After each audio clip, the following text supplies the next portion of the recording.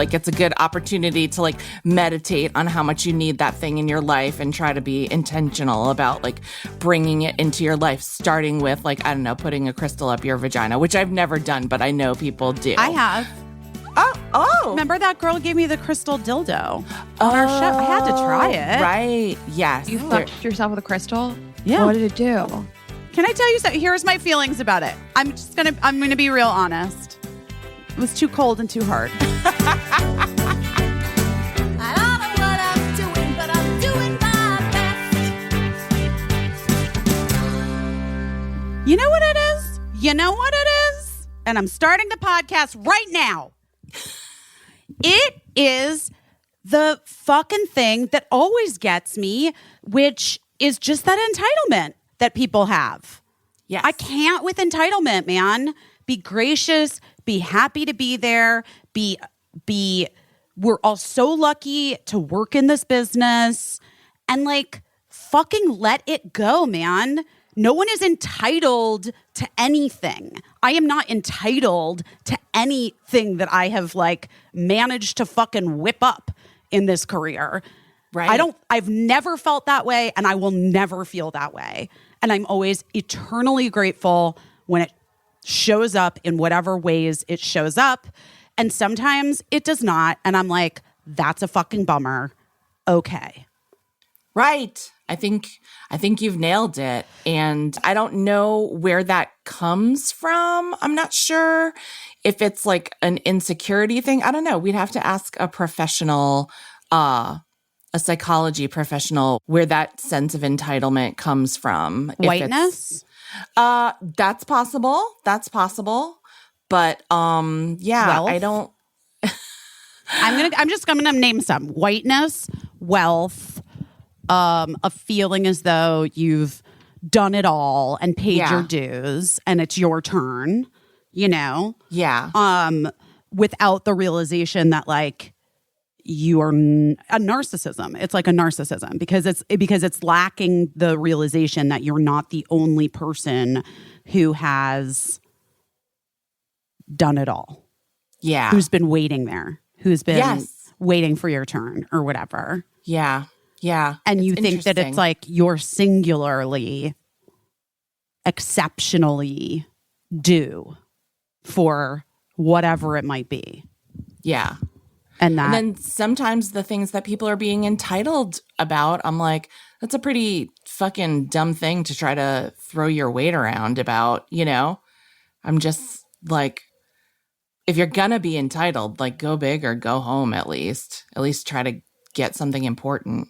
like, what would that be to you if you're going to be entitled and you're like, go big or go home? What would that be? What would that look like? Just explain a little bit to me. I'm just trying to. I don't know, because I don't think that I'm a particularly entitled person. And like, even when I feel it's starting to creep in where I'm sort of like, you know, maybe like if you want me to do something and I'm doing you a favor, like maybe you could offer to like send a car for me or something. Like I always, you know, I always feel weird even when I start to expect things like that. So, but I'm just like, you know, when people are like, just want free stuff or they want to be like coddled or treated to like first class, top of the line treatment or to like, you know, come on a TV show or something whenever, like not realizing that there are schedules in place already and that you can't ask like a couple weeks before and expect everyone to like drop someone that had already asked in advance. I don't know. Is this interesting to people at home? I'm sure you all experience entitlement in many, many ways. And it's not a great look. But, you know, I'm always looking to like have empathy for someone. So I'm like, is there a reason behind the entitlement that I could be sympathy, that I could be sympathetic toward? Like, I'm trying to be sympathetic towards everyone always, but I also just like in this moment in time, I'm like bigger fish to fry. That's true. Yeah. You know, like there's so much happening in the world. And it doesn't mean, again, we know, we return to a bitch contains multitudes. Like, we can care about it's okay to care about your careers, your love lives, your partnerships, your children, the things that are like immediately impacting you. Like, maybe like, honestly, maybe like, you know, whatever, your workout changing the schedule so that now you're missing your favorite teacher, whatever it is. Like, you can feel like bummed about that and also hold space for like the uprising in Iran and the women like in this country who are like battling so hard for autonomy and, well, really like what's happening worldwide. I mean, in so many places, in so many ways, right? Right. And like, and these, you know, and politically, like what's happening in our country and the election coming up. It's just that I do think we can't hold all the things on the same level. And so I just feel like I see people doing that. Yeah. Or it seems like they're doing that. And I'm like, I know it's hard for all of us. It's hard for me to like stay in the shit. You know what I mean? Yeah. Like in the fucking shit of what this time is and what it's requiring of me personally. I'm only going to talk about me. Right. Because I don't think that like if I just turn it off and I'm like, well, I can't send those emails, I can't show up for the benefit, I can't like do the, you know, I can't post these things on Instagram, I can't like draw attention to these things. Like, that's not going to help anything. Like, that's not going to help me. And even though it feels like at times I'm like overwhelmed, I get overwhelmed emotionally by like sort of the enormity of what is happening in the world right now. And it feels like we are all collectively Denzel Washington in a movie where the government is against us and we're like watching it and like seeing it happen. And we know it's like crazy making. Yeah. Did he ever do a movie where the government was against him? Because I've said that I've used that as a phrase a couple times in my life. And it just occurred to me, I don't know what movie I'm referencing. Yeah, that's a really good question. I feel like he has done some action-y movies where it seems like some big entity is against him. I don't know necessarily the government, but I feel like... Do you remember the one where it was like there was like an explosion on a ferry? Oh, yes. It involved time travel, perhaps? Oh my God. And which the is government? Like, I don't know specifically what movie that is. I tend to watch his more like artsy... Listen, Denzel Washington has so many movies. I tend to watch the more artsy ones that get nominated for like Writers Guild Awards. Deja Vu. Okay. A team of top secret program. What? The team of top secret program. That's how this starts on the description. Okay.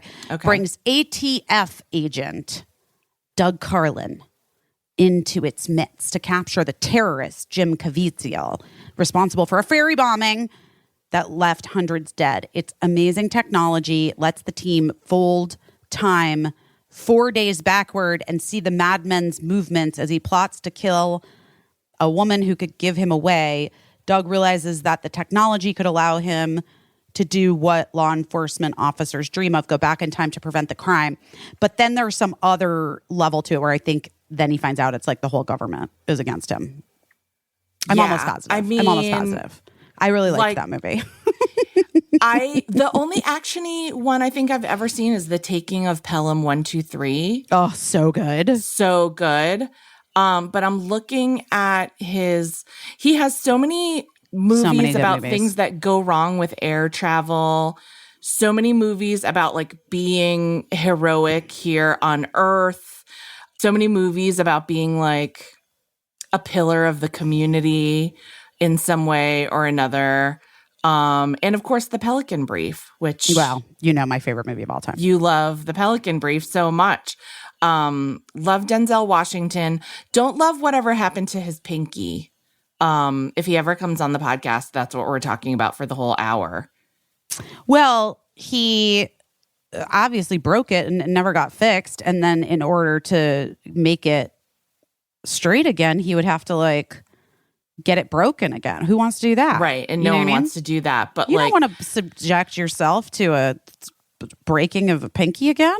whenever you see like Ugh, a photo it's of really Denzel rough. Washington on the red carpet and like so handsome, beautiful smile, impeccably styled, and then just like a surprise scary busted pinky.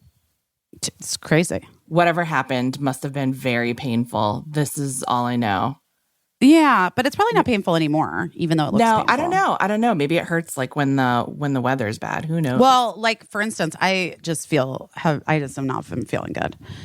No, what's wrong? Yeah, I don't know what's going on. Well, it's the weather here has been like an actual. It went from being like I was like in a New York rom-com, like perfect weather, Perfect fall, autumn. Yeah. fall vibes, like the cutest outfits because I was just like so cute and fall, and it was like beautiful. And then that like weather front from the hurricane made its way up, and it's just been nothing but freezing torrential rain and like miserable for days now. And like my knee hurts when it rains because I have that pin in it, and it's like just not great for me.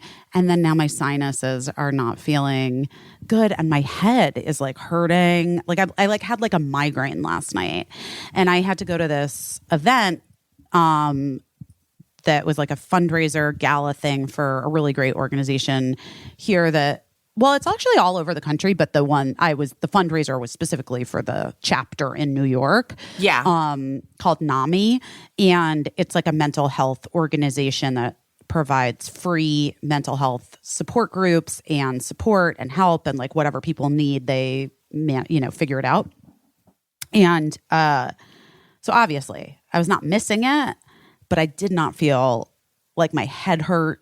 And it's not like I'm getting sick. It's not like COVID. It's literally like weather pressure system, my stupid sinuses, my dumb knee. Yeah. I just felt bad. Also, like, yeah, it was just, I'm just exhausted. I'm really run down too because Mark was gone for like 4 or 5 days. Yeah. And so I was just with the kids, and that was fine. I mean, I have babysitters and stuff too, but it was just like a lot, Yeah, I know. It's a I lot. remember what that feels like to be like alone with my kids when. And then my you have husband- like work stuff, and you have like Yeah. other obligations, and like yeah. My husband used to do, when he was in grad school, it was a low residency program. So like a couple times a year, he would have to go away for 10 days or something. And it was a lot. It was a lot to be, just to know that you're like fully responsible and you don't have anyone to like roll your eyes at even, like it's just you. You're just the one. Yeah, and like I was seeing my friends Colin and Sam, and I had this plan for a long time to see them on Saturday night and to go to the Killers show with them at Madison Square Garden. Yeah. A band that, I mean, just to be totally honest, I was never a huge fan of. And I know people love that band, but I like their songs that I know, and I think they're super fun, Yeah. And I was excited to see my friends because I haven't seen them in, I don't live in the same city. We don't live in the same city anymore. But then like Birdie was hanging with some friends, some older friends, and they decided they wanted to go see Muna, that band Muna, who I love too. Okay. Play at Irving Plaza. And Mark texted me like, would that be okay? And I was like, yeah, sure. So there's a babysitter with Cricket. Birdie was going to Irving Plaza to see Muna, an all ages show. And she was with her friend and her friend's older sister, who's like 16-ish. And so I just texted the older like sister and was like, but you guys have to Uber Birdie back to the house, and then you guys can go catch your train because they don't live in the city, Okay. And she was like, yeah. And then at some point, like during the show, I like just felt my phone. I had my phone on, and I felt my phone vibrate, and I looked at it, and I was like, I'll be right back. And I like ran out, and it was Birdie, and she's like, they have to leave right now. Their train they're late for their, I'm at Irving Plaza. What am I supposed to do? And I was like, okay, I'll be there in 7 minutes. Right. And I literally just I didn't even go back in and say goodbye to my friends. I just split. I was so rude. Did you text them at least? Yeah. So they didn't think that you were abducted? Yeah, or dead in the bathroom. Yeah, I've seen people slip and pee in the bathroom. I mean, or and go down. What if I was was wildly puking? What if I had gotten so drunk that I was puking? Just anything could have happened. I'm glad. When you're when you're alone with your kids, I need to continue using my I statements. When I'm alone with my kids, I don't get real tipsy or stoned because you can't. It's just not. You just can't. You just can't. You just can't. You gotta have your wits about you. You gotta have your wits about you. You gotta be able to wake up at 3 a.m. if somebody's sick or whatever. Anyway, right. So I've really become a New Yorker, Caissie. I gotta tell you something. No, can I tell you why? Yeah, tell me. I'm really using the subway. Really? Yeah, a lot. Wow. It's just the fastest way to get places. And I'll look on my little thing and it says, I like that feature on Google Maps where it'll tell me how fast it'll take to drive, how fast it'll take to walk, and how fast the transit is. And what the fastest transit is. I haven't gotten on the bus yet, but I love the bus. People was always love my favorite. the bus. Yeah. If you have enough time and you're not in a rush, I just always felt the bus was the best for me. But I know a lot of people are on board with the bus, but I don't know her yet. But I will probably. I mean, I probably will. But I just so I just booked it over to Irving Plaza, got the kid, got in a cab, and then Birdie was so mean to me and was like, are you drunk? You're drunk. You're not even capable of parenting. Dad can't even leave town because you're drunk. And I was like, you know what, bitch? I just by the way, wouldn't have been drunk by the time I got home. Right. When I was planning on being home at 11 p.m., it is 9:35 or whatever, 10:15, whatever it was. I was I literally just had a tequila and soda. You know what I mean? I was yeah, I'm a little fucking tipsy, dude. You got to chill. If you're going to make me come across town to get you at some concert that you weren't even going to when I left the house. Right. Then you have to be chill that your mom shows up a little drunk. Because I was pacing myself. This is what I'm saying. Yeah, I knew that I was out with my friends. I had a fucking plan. We went to dinner. I had a drink. We got to the show. I had another drink. Birdie called. I had to fucking take off. Right. I may have also hit my vape pen. I don't know. I don't know. One time my parents had to come home from a wedding in the middle of a wedding because I got bit by a dog and they had to take me to the emergency room. Oh, God. And my dad was in a tuxedo. My mom was in a gown. I'm sure they'd had a few drinks. And all I remember from it is that I was hysterical. I got bit in the face by a dog. Ah! The ER doctor made a sterile field with those drapes over my face. And then he was like, okay, I have to give you a little shot of anesthetic. And I was hysterical about that. And he gave me a shot of anesthetic. And I think it squirted out through the cut. And my dad, not thinking, dabbed at what squirted on my face and ruined the sterile field because so they had to do everything over again. And so it could have been worse. It could have been, you could have ruined a hospital visit for Bird. You're just taking her home in an Uber. Yeah. Or cab. A cab. I'm also on board with yellow cabs now. Yeah, sure. They're great. I'm not even really But I do think a little bit with yellow cabs, you kind of have to know your way around the city. You know what I mean? Because you have to be able to say like just corners. Yeah. Like yes. just two streets, like intersections. Yeah. And then if they're street like between this and this. yeah, and then they're like, but wait, where? And then you're like, you know where, blah, blah, you know, Right. like, so it is a little bit, I do feel like I'm getting my footing. Yeah, because Uber or Lyft is very GPS based and cab doesn't use GPS. You have to say, I'm on 7th Avenue between 11th and 12th Street. Right. And and then they'll take you there. So Interesting. So you're just feeling sort of blah. Did Bird at least say thank you for getting picked up? Caissie, Submit a thank you bill to Birdie. let me tell you what Birdie did do though, which is, I mean, this is like a move in the right direction. Yeah. I am still not having them do their own laundry. Yeah. That's kind of more about me though, too, to be honest, Yeah. because Because you want it done a certain way, probably. yeah, and there's just a lot of shit down there in the laundry room Yeah. that's like, I have a system. I know what's happening. Mm-hmm. I folded it. I put it in the hamper. I put it at the bottom of the stairs that go up to Birdie's bedroom. And I was like, you are to put your laundry away, ma'am. You know where everything, I labeled the drawers. You know where things go. Everything that's on, that needs to be on a hanger is on a hanger right here on the top of the basket. You're taking it up and putting it away. And they did. Great.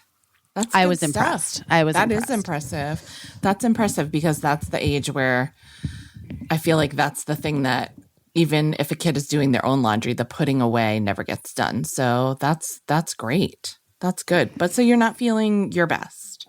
I'm not feeling my best. Then on Sunday night, it was just like also bad timing to be without Mark around with the kids because, you know, Sarah and Renee and Paula and I have literally never been able to schedule like a night together. Right. Because we all have just so much shit all the time. Yeah. And to be honest, this was the night that like didn't really work for me, but I just felt like I had to power through and Yeah, make you it had happen. to go. Yeah, because it's hard to coordinate 4 people. But the truth is, the whole plan was like to go to dinner and then to go to Lizzo at Madison Square Garden on Sunday night. I'm not going to cry. And I couldn't go to the show, and I was so sad about it because Aww. I love Lizzo so much. Right. And obviously, but it was like, it's a school night. It's hard to get the kids up on Mondays anyway. It's like, so I had to bow out of the Lizzo portion of the evening. And that was like I was really bummed about it. I know. And I saw their Renee's Instagram from the show and you weren't in it. And I wondered if you had been planning to go or if you just couldn't go or what. I was like, there was in the beginning of the plan, I was like, I'm just going to fucking do it. Yeah. But then I realized it's not even like, we don't even, you know, our babysitters are great. I love the girls that we have that babysit for us, but they're not nannies. It's not right. that ship has sailed. My kids aren't, you know, guys listening who have older kids, they're not little kids anymore. Right. And it's a school night and like, it just, I hadn't been sleeping well anyway, because also since like Mark was gone, Cricket was like sleeping in my bed and was like sleeping.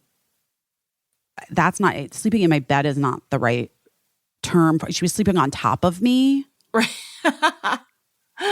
Oh, like, my goodness. So between like Gina and Cricket and like, I just wasn't sleeping well. So I was really tired, and I just knew that like 6:45 wake up call Monday morning was going to like come fast. Right. And I just made the responsible call. Ugh, being responsible is the worst. But I actually really was like so annoyed by it. Yeah. I mean, it feels kind of good to be responsible, but it's also like when you're missing something, like it's just hard. I feel like I was responsible a lot like during my past travels but I wasn't like missing Lizzo or something. It's easy to like just skip drinks with people, you know. I don't know. It's not easy for me ever, if we're being honest. But like, it was a bummer to me. Aww. I was very bummed about it and like remain so bummed. Yeah, of course. No Like- wonder you don't feel good. You missed Lizzo. That would give anyone a sinus headache. Caissie, I know. Aww. Did she do LA yet? When is she doing LA? I don't know. She must be doing feel the like I've been forum. on another planet for the longest time because I just got home yesterday afternoon from Minnesota. Your whole thing. From my whole thing, like starting with our show in Toronto, Which is so fun, yeah. which was so fun. And thank you to everyone who listened to it and sent us amazing feedback. I hope you all get a chance to listen to it because we had such a fun time. But then I went straight from there to Minneapolis, where I just had like one day where I hung out with my friend Emily, which I think I talked about last week. We went to Paisley Park, but then I went to this thing that I do every year, and I've talked about on the podcast, the Catalyst Content Festival, which is in Duluth, Minnesota. So I drove up from Minneapolis to Duluth. Already had a weird start. I wasn't in a rush, but I had, from when my car was all broken down, I had checked the box on my Waze to not take any highways. So I used Waze to get from Minneapolis to Duluth and still had the don't go on any highways thing. Oh, no. And I didn't realize it didn't add a tremendous amount of time to the trip, but it was all back roads all the way up to Duluth. And I was literally the only car on the road that I ever saw. It was actually like a really pleasant and lovely drive. I got to Duluth. I was like, at this festival, I never eat enough because you're always running around. And Sure. so I went to this place, the Duluth Grill, which it's worth going to Duluth just to like peek at Lake Superior for 1 second and eat a meal at the Duluth Grill. It's so fucking good. And this meal did not disappoint. Then I drove on into the festival where this year I like talked about podcasting, and I also did virtual Q&As with David Letterman and Tina Fey, which they both said yes to, which was so amazing. Dave was first. He was one of the first days that I was there, and there was like a little technical difficulties. And I felt bad that the technical difficulties happened with Dave because I think he's just generally more anxious than Tina would be. Interesting. So it took like 3 minutes to iron it out while he was sitting there, and you could hear him, but he couldn't hear me. Oh, no. And but he was great. He was great. Okay. But I do think it made him like a little anxious and a little like, what did she ask me to do? What am I doing? But it was great. And he just spoke like from the heart and was really personable. And a young girl who I thought she was 9, but she was 11. She made sure to correct me after because I would have done the same thing when I was 11. Asked him what his favorite reptile was, and he answered very sincerely, which was adorable. It was good. It was a good chat. It was Dave and his longtime producer, Walter Kim. And then the next day, we did one with Tina, and she was incredible. She was just really, really real and funny, and we had the time of our life talking. I had the time of my life. I can't say Tina had the time of her life. She's probably had better times. You know what I'm saying? I don't know. She's Tina Fey. But just a really, really, really great talk. I was so grateful that they said yes. But the real adventure, what really made it feel like you were with me in Duluth, the real adventure is that into the week, I was on a shuttle, like a little shuttle van taking me, because it's like a real long walk up and down Superior Street to get to all the different festival events. And I was being shuttled with some like staffers from the festival, and we got dropped off. And Biz, I don't know what happened, but like I just face planted on Superior Street in Duluth. But I must have had you with me, because like I must have done that thing that you said where you are just able you go with just it. go with it. And like it was a really dramatic fall. Like I fell from like inside the van onto the sidewalk. So Holy it was like shit. from a height. And I was so embarrassed, because I just like, that's so embarrassing. And I really thought that I was going to like bang my face or break my teeth, because that's how like much I fell.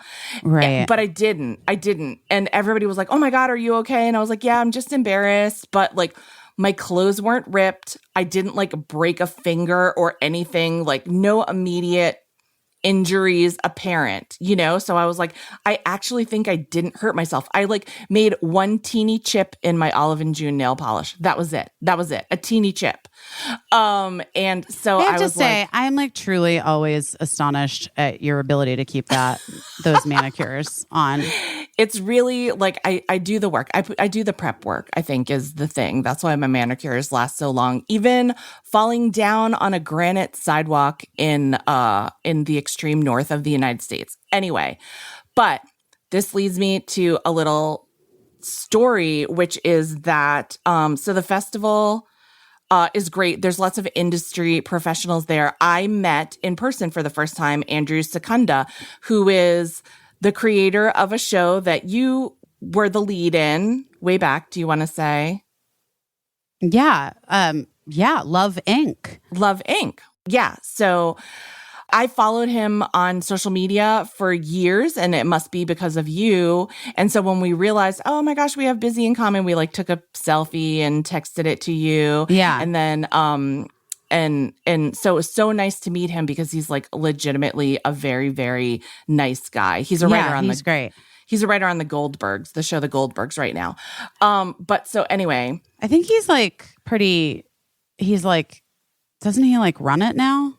oh, maybe he's too modest to say if he was like a big deal. I think he's a big deal. He just referred to himself as a writer on the Goldbergs. But anyway, he wasn't there when I fell down. This was like relatively secluded and private. But Caissie, I can't. at the end of the festival, there's like a big award ceremony for all of the like the people, the creators that have, they give out best comedy and best script and best podcast and best drama, best actor, best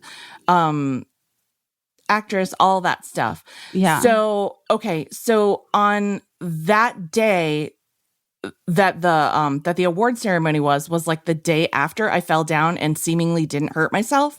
Right. But a bunch of us went to dinner, including like the two women that I fell down in front of. And this like really nice guy who's at the festival every year. And he's like, I always thought he was pretty straight-laced or whatever. He's very fancy and handsome, and just I really like this guy. He's also like a TV exec. He got out a chocolate bar and was offering people pieces of a chocolate bar. And I was like, oh no, God. thanks. And then one of the girls said, actually, maybe you should take it because you have to fly tomorrow. And like, what if you just start to get sore from that fall? And I was like, oh, it's an edible? And he was like, yeah. And I was like, oh, okay, then, I mean, I guess maybe I will have some. So he gave me like a little half of like a wafer. I took it. There was some time before the award ceremony to go back to the hotel and like freshen up. I can't. I go back to the hotel. My shower's not working, which is like a whole other story. And I was like, okay, I'm just going to lay down and like close my eyes for a few minutes and then get up and like do my best to like take a sink bath and go to this award ceremony. So I lay down, I close my eyes, I sleep for a really long time. And then I get up and I'm like, oh shit, I have to get the shuttle to the really far away award ceremony. I had a car. I didn't think it was like a good idea for me to drive. So I rushed downstairs And I don't see any shuttle. I don't see any like throngs of people going to this, but I do see Andrew and the guy that he was at the festival with. And they were like, hey, are you going to the awards? And I was like, yeah, I was coming down to get the shuttle, but I guess I missed the shuttle. And they were like, oh, it's okay. We're going to take our car. Why don't you just come in our car? And I was like, okay. So I get in their car and they're like, you know, kind of teasing me, like, why did you miss the shuttle? And I was like, TBH, I took an edible and like fell asleep and didn't like really I just had like street clothes. I didn't like, it's a gala, like everybody was in gowns and I just had on like what I wore that day. So they're like, oh, that's funny. And then we get into a talk and like one guy doesn't like edibles. And I was like, yeah, I don't like edibles right now at this moment either because they made me miss that shuttle. So anyway, we get to the gala and they start giving out awards. And then like 3 awards in, the director of the festival, Philip Gilpin, is like, this is an award we don't give out every year. It's for like career achievement and someone that's done a lot for the festival over the years, blah, blah, blah, blah, blah. And then he's like, so this year's like career achievement award goes to Caissie St. Ange. And I'm like, oh my God. So I'm like, but I'm just like in another world, you know? So I was like still edible, still in full effect. So I go up in my like little street outfit with my little beret on. And I'm like, oh my God, I feel so stupid. I don't even know what I was saying. But then I feel like my pocket vibrating, like while, you know, my phone is vibrating in my pocket. And when I get down from like getting my award, which is so nice and I was so grateful, but I don't even know what I said up there. I look and it's a text from Andrew and he made a video during my speech whispering, I'm the only one here who knows you're on an edible. Oh, and my God, that's amazing. It made me laugh so hard, and I'm still laughing so hard at it. And that is so fucking funny. For everyone at the festival that I owed a thanks to, it was just really nice. It was so nice to get an award, but I kind of wish that, that I remembered more. I mean, I don't not remember it, but I just also know that I don't know what I said. I mean, I'm sure you were fine. You can hold it together. It's fine. And like, listen, I didn't take an edible before talking to Tina or Dave. So those were like, you know, the most critical things that I did there, I think. But anyway, yeah, I took an edible because I didn't know that I was even nominated for an award. And then, of course, I was like, they probably just gave me this award because I like fell down in the street. Like they probably felt bad for me.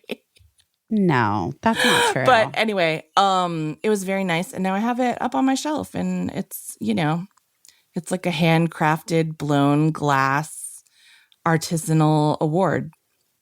Very beautiful. I love that. I love Congratulations. that. Thank you. It was so nice. But yeah, if anyone was wondering, I was wondering if I was the highest person there. I feel like it was a lot of young people, so it's possible not.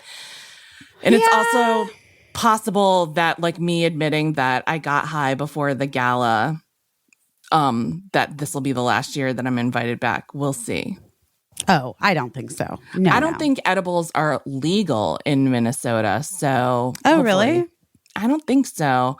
I think that one was imported. But anyway, we'll see. We'll see what happens. But it was a really fun time. And Jason Alexander also did a virtual Q&A with this woman, Nikki, who works for the festival and is really cool. And I hope that you will do it next year. I would love to do it next year.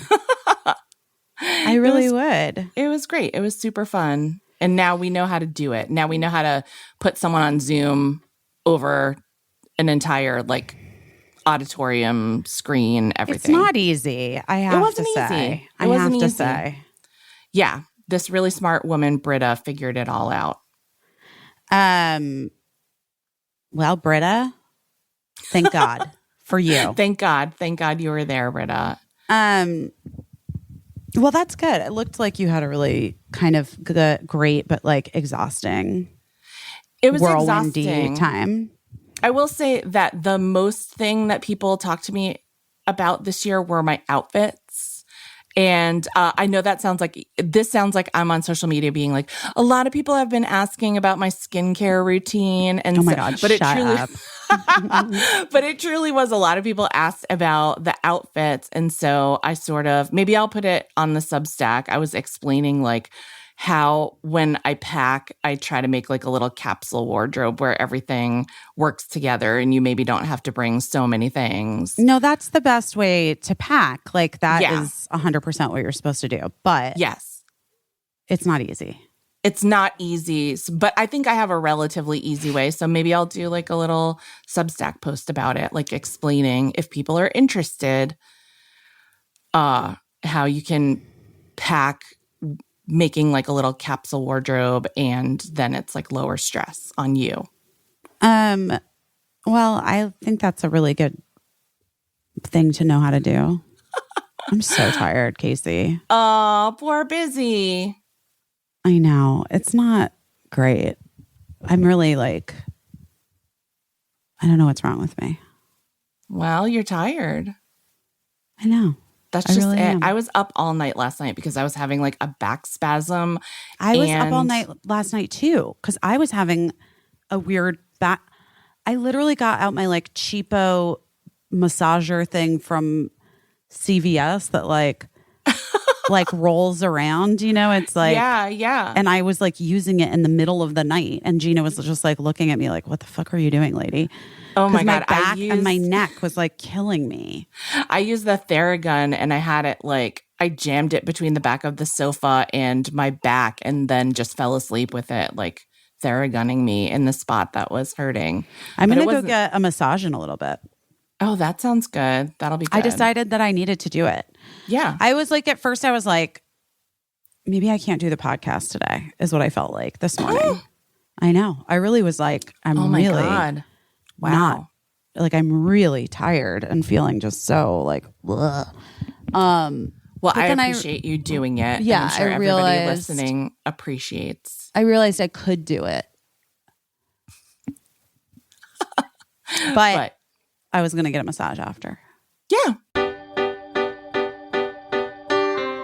Listen, we're all trying to do all the things. And I would just say that when it comes to saving the planet, you can't be neutral. You know what I No. mean? Yeah. And if you're still banking in a standard bank, they're lending your deposits out to fund oil and coal. What? It's That's true. Totally nuts and a part of saving money that you didn't know about. I mean, Right. I didn't know about. Yeah. Weren't even thinking about it until someone pointed it out. And now I know. So you got to get aspiration. It's a climate friendly alternative to big banks. You can get an account and a debit card to help your wallet, but also the planet. I'm obsessed with aspiration because obviously my friend Andre is one of the founders of it, started it, and he's the smartest person I've ever met in my life. Right. You know? Yeah. It's really great. Moving $1,000 to an Aspiration Plus account has the same impact as driving 6,000 miles less. Come on. Than you're currently driving. Plus, you can earn up to 71 times as much interest than at your old bank. That's always a huge thing for me because interest is a pretty big deal, but sometimes interest rates are so very low that they don't accrue much. So That's right. when you find something that actually collects interest, that's pretty interesting. And this is like, by the way, the whole plan of what this company was. They wanted to help people align their money with their values. And they've been planting trees every time you swipe your debit card. They've planted over 100 million trees. That's And incredible. they're on their way to funding the planting of 1 billion trees by 2030. So, guys, it's my friend's company. We're thrilled that they've jumped on board to support us because we want to support them and all the incredible stuff they do. And you don't have to take our word for it. Forbes, NerdWallet, The Penny Hoarder all recommend aspiration for the eco-conscious. It's It's a good best of- deal. It's a good deal. There's no credit check. There are no overdraft fees. And with Aspiration, you just pay what you think is fair, even if that's zero, because money shouldn't stand in the way of you doing the right thing. And this is a really easy thing to do. Help save the planet with your Aspiration debit card. Open your account at aspiration.com/bestdebit today. Make your dollars make a difference. Open an aspiration account at aspiration.com/bestdebit and move your money out of fossil fuels. Aspiration.com/bestdebit. BESTDEBIT. Terms and conditions apply. I mean, you guys, people always say it's about the journey, not the destination.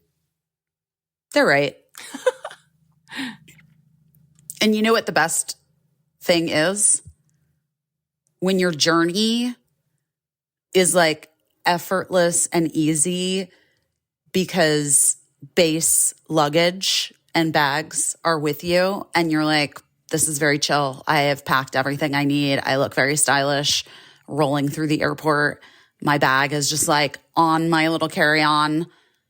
And it can be hard to fit everything. I'm a terrible overpacker.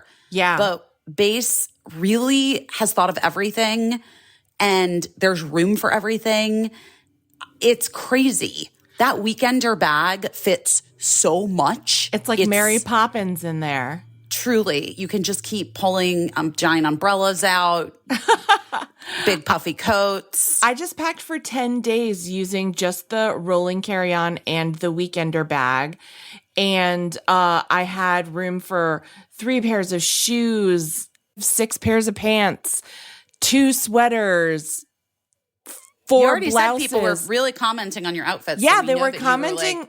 You were really doing it. You were bringing it. Yes, busy. I brought 2 purses. I brought a change of purses for 10 days. That's wild. That's wild. That's wild. Plus all of my many lotions and potions and creams and a blow dryer because I don't trust the hotel blow dryer. So Never trust the hotel blow dryer. Let's be real.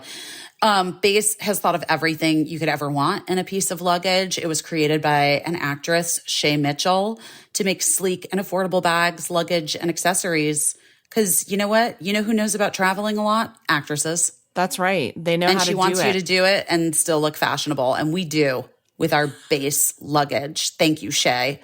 Honestly, guys, you got to look at this stuff. And Base is offering you, our listeners, 15% off your first purchase when you visit basetravel.com/best. So you spell it BEIS travel, TRAVEL.com/best.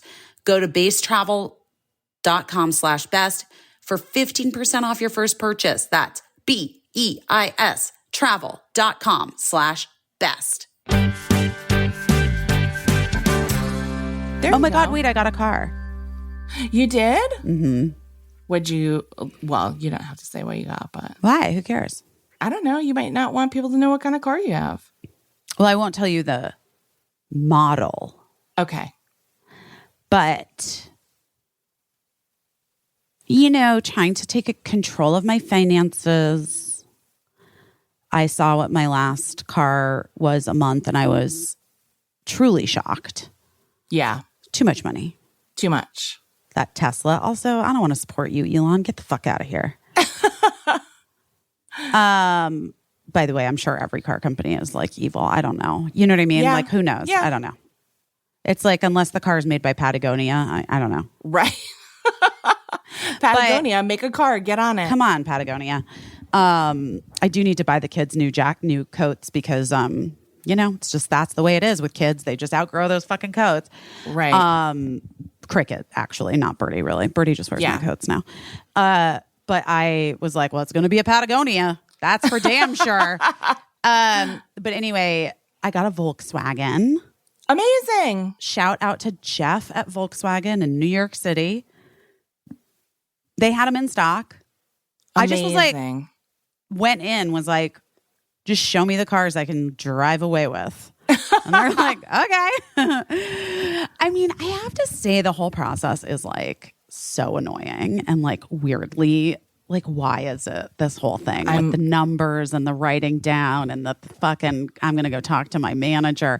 Like, they have to do something better. That's why these places, like the place where you got your shady car, like, do so well for people, because it's like, I literally was like, my new business managers were like, I was texting with them and she was the one that was like, dealing with the financial people. Oh my God. You know what I mean? On the phone. Yeah. Like she called, but at first it's just I was a charade. It's such a fucking charade. And I was just like I loved Jeff. He was so helpful.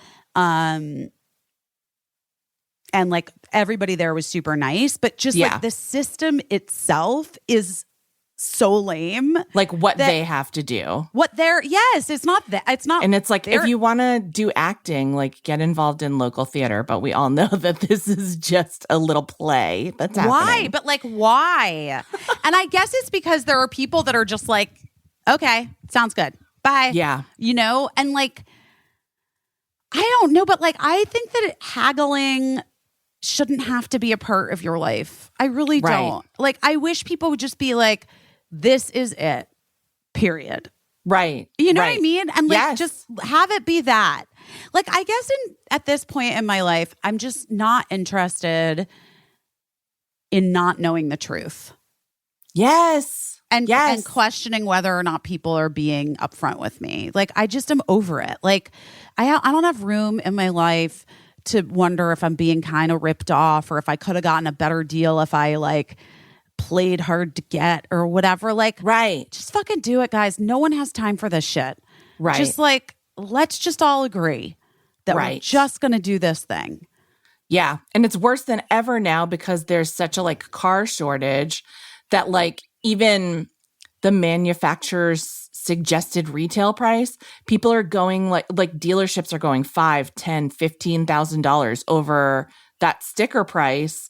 And so you have to like find a dealership where they've made some sort of commitment not to. Well, I think that these guys were not, I think they were not doing that. That's great. I don't think this dealership was doing that. My business managers were like all into it before I even went into the dealership. Oh, good. I basically was just like going to the dealership to check out the cars and see them in person and see what, you know, I was interested in. And then, but then, he still had to do that thing where he like shows me these. Cause then I was like, my business manager had worked out like one kind of car. And then I was like, I really liked this other one better. Yeah. And so then he had to like go away for a little bit. And then he came back and then he had numbers and then he had to leave again and then come back. And I was just like, what is this? Like, why is it like this? And I realized like I hadn't done that in so long at a dealership, like not since I was very young. Yeah. And it was just so like, I was just a little bit like, does anyone have time for this? Like, guys, what's happening? Can we just speed this the fuck up? Like, how do you not know what the car costs? Oh, how do you not know what my monthly payments are? It should just be there. It is what it is. You know what I mean? Yeah. Oh my gosh. Well, I'm so glad they had the car in stock. Me too, because a little bit I was like, oh, it's not a big deal. And then the rains started. Right. And let me just tell you that it would have been real tough for me to get these kids to school. Like, I mean, it would have just been, or on the yeah. Oh God. It just would have been not a mess. Not a thrilling adventure for me.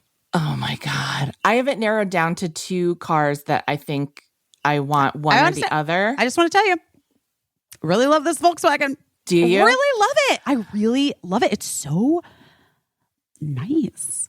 Oh, good. I'm glad. Well, that's the thing about cars now. They all actually are kind of nice. And Matt and Eli for Christmas went to the auto show because Eli loves cars. And so they went. He should go to the one he should go to Barrett Jackson in Scottsdale sometime. Oh, that'd be super fun. It's like the big one. But they were saying that like actually a lot of like the mid-priced and like economy cars are designed just as nicely as like luxury cars now. And some are even like more thoughtful when it comes to like the passenger seats and things like that. They're more comfortable and have more amenities. So Eli has like a pretty good handle. Right now I'm between I want a Kia Niro plug-in hybrid or I want a Ford Escape plug-in hybrid. Ooh. So I'm just throwing it. I like the Ford Escape. Do you? Mm-hmm. Do you? I like it. I'm throwing it out there because if any of you have that, because it's looking. I'm going Ford. You're going Ford? Okay. Yeah, I'm sorry. Right. That's my vote. That's my vote. Okay. Well, either way, I mean, like I'm conducting like a nationwide search to see if like what I'm looking for in either of those cars exists currently, or if I'm going to have to order it and wait anywhere from 2 to 4 months to get it, which is what they told me would probably be the wait. So I have time to entertain people's opinions and people's reviews of the Kia Niro plug-in hybrid or the Ford Escape plug-in hybrid. Well, where are these coming from? Is this still that company? No. I just like, I'm going to have to find it somewhere. I'm either going to have to order it and wait, or I'm going to have to try to. But wait, so what are you using? How are you doing it? Just on your own? Like I have been introduced to a couple of car concierges who could possibly help me. Mm-hmm. But also like there's a lot of places where you can like check the inventory in the entire United States and, you know, just see like, oh, they have this in Maine. Do you want to try to get it delivered from Maine? I don't think the version of what I want for either car is anywhere, but I'll find out. But also like I have to actually just go physically see the cars. So that's like my first step. I'm going to try to do that. I just wonder though, if there perhaps are dealers that that I found like in the middle of New York City. Yeah. That have, you know, it's like, for instance, okay, so, you know, if I were back on the West Coast, I would definitely want a hybrid car. Yeah. But like, it's not really a thing that I feel that deep about here because I'm not driving that much. Right. You know? Right. But so like, yeah, they didn't have any of their electric or hybrid cars in stock. And the guy was like, oh, it's such a bummer because we had one last week and it went, you know? Yeah. But they do get cars in. It sort of is just like, you have to just go. Right. And see what they have. And then like, I would just like you got to like call the dealers and go in and see them. Busy. You know, while I was gone, Matt went to every dealer like within 100-mile radius and made like a whole database of like every feature of every car. That's how I narrowed it down to these two that I like the best. So, you know, that guy was like out pounding the pavement trying to figure out my car situation for me. But I mean, that's very sweet. He's the best. But he also like wisely didn't just like pull the ripcord on anything without me being there because he wanted me to see the actual cars in person. Yeah. So. I mean, you have to like. Yeah. I think you got to do that. Yeah. That's why I went in. Like, I definitely was like, I wanted to see. Exactly. The cars, yeah. You gotta check it out. So we'll see what happens, but I'm just excited to be on my new car finding journey. Am I excited? Is that the right word? I mean, I just want to get started, I guess. It's going to take a minute. I mean, that's what my only point is that it really did not take me a minute. Yeah, that's it so really lucky. Was like 24 hours later. I was like, yeah, I have a car now. But you know, like, because I'm such a baby and I'm like, I don't want a silver car. You know what I mean? Like, I did not want a silver car. No. Or a white car. I was like, absolutely not. Yeah. I mean, it is dark gray. Okay. All right. Not my favorite. Not my favorite. But you know what? I made that deal with the devil. You made that deal. Yeah. Well, I wanted to say this. If anyone knows anyone that works at a deal, I mean, I'm sure they have their reasons why they always order silver, white, and black cars, but maybe just like try to spice it up a little bit. Maybe just bring in like a nice blue car sometimes. By the way, you know what? Can I tell you something? There was the fucking cutest bright blue Volkswagen. See? In the thing, but it wasn't the one I wanted, so I was not getting it. But like, I didn't go for it. But bright blue, their bright blue is like kind of amazing. Yeah, the Ford and the Kia both have like a really cool teal, which is how I had wrapped that other RIP car. If I somehow get my car back to LA, it's not going to happen, I don't think. Maybe it will. Maybe it will. But I want to go see your guy because you know what color I've always wanted a car. What color? Like matte army green. Oh my God. That's like my dream. Eli would be It's my dream. Would love that too. That would be so cool. And Tony could 100% hook you up with that. And it would really only great. take like a day, 2 days, maybe. Come on. He would totally hook you up. Right, Tony? He'll Come text on, me and Tony. say, of course, 100%. I would love it. I would really love it. Well, maybe in the future. Anyway. Maybe you'll do like a little cross-country road trip. That'd be fun. It is fun to drive cross-country. Have you ever done it? No. No? Mm-mm. It's fun / long. I've driven from Arizona, from like Scottsdale to LA more times than I could count. Right. That's about it. Yeah. But you can do like a nice cross-country road trip in 5 days if you're with someone who's like a good road trip partner. Yeah. It can be kind of fun. Kind of cute. Kind of cute. I mean, they make movies of cross-country road trips all the time, I feel like. I think they do. You just have to make sure that you have a good companion. Yeah. Yeah. Well, that's key for everything. That's just life, where you I like, think. yeah, just Sure. agree on, you agree on snacks, music, and have a similar urination schedule. Ooh, that's the most important. Yeah. Yeah. You can't be off on that. No, because then it just takes you, if It's you a have nightmare. to stop double the amount of times, you're never going to get across the country. What else is happening? I mean, everything's happening. Yeah. And, everything's happening in Iran and in the United States, the weather situation, folks listening in Florida who were affected by the latest hurricane, sending you so much love and hope that you're having an easy time cleaning up from that. So many people from Prince Edward Island and the Maritimes in Canada reached out after last week's episode. None of them have electricity, so I don't know how they were listening to the podcast. Somebody told me data. They're using data.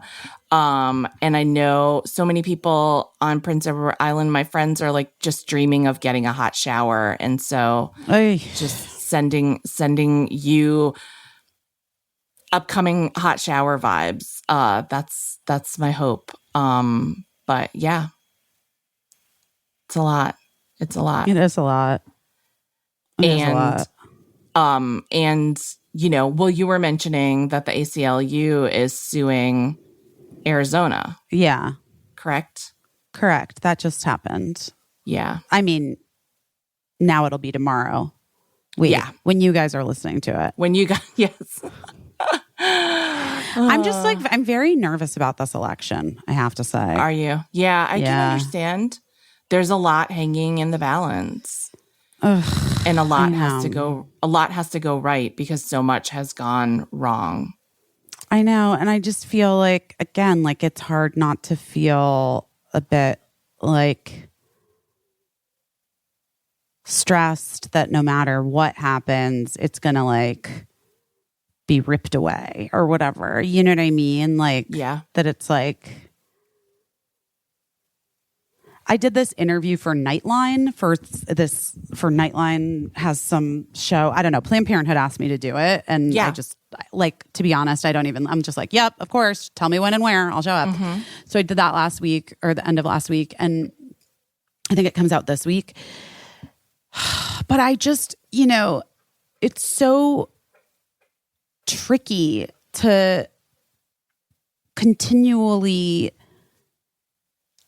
feel like, are we all doing the things that we can do and like that we have to do? And how do we make sure that people don't stop caring and that they show up and that they don't like just get overwhelmed and like shut it down. And I heard from a person that I know, it's not somebody that I'm like very close with, but they're from like they live in one of these states, you know? Yeah. Yeah. And I heard that like their mom, who's older, but not like as old as my mom, like so a little bit young, you know, whatever, was like, I mean, people who really need access to abortions can get them. And I just am so concerned that there are people in these states that just really do believe that, are just refusing to believe the truth of what's happening and what has happened. Right. And they're not going to stop is the thing. Right.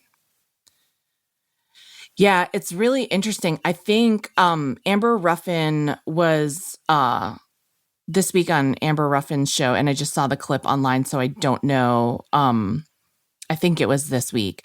I think it just came back this week, babe. Yeah. She was talking about the empathy gap with respect to how upset people were that there's like a black Little Mermaid, and you know, she was talking about the empathy gap with respect to entertainment and, you know, people needing to be exposed to things in order to like, you know, to normalize it and just be like, oh, once you see these things, you are less upset about seeing them, you know, which is makes sense, but is also like crazy. But when you just said that, it made me think of like her describing the empathy gap, saying that like, oh, people that need abortions will get abortions. That seems like also a little bit of like an empathy gap where you're just like, I wash my hands of it because it's not really my problem.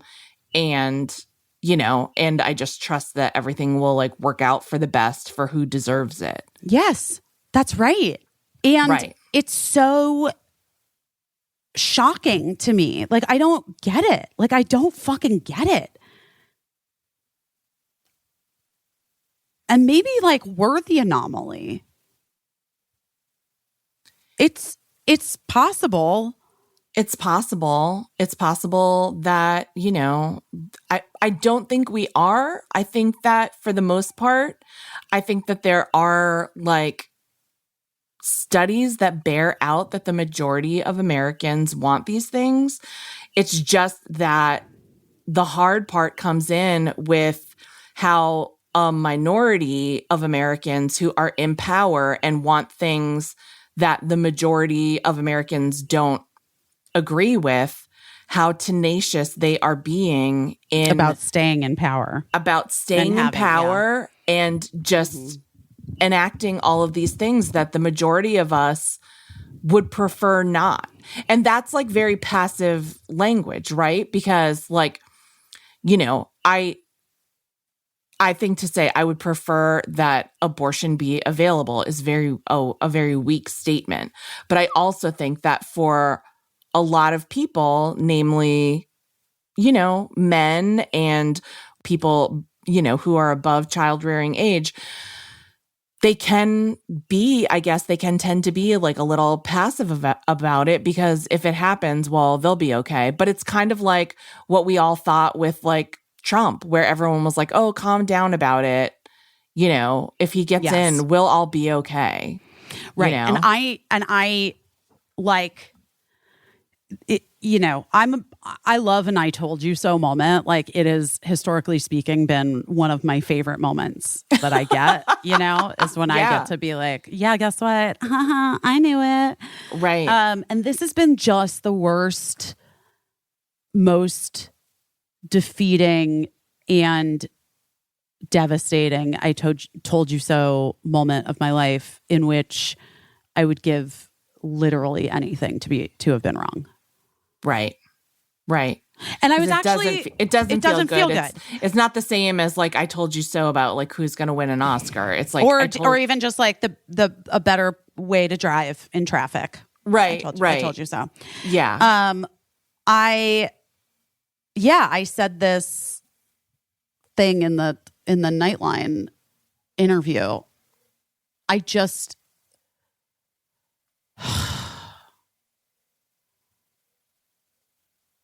feel as though the lack of, it's empathy. I think you're right. It's empathy and understanding and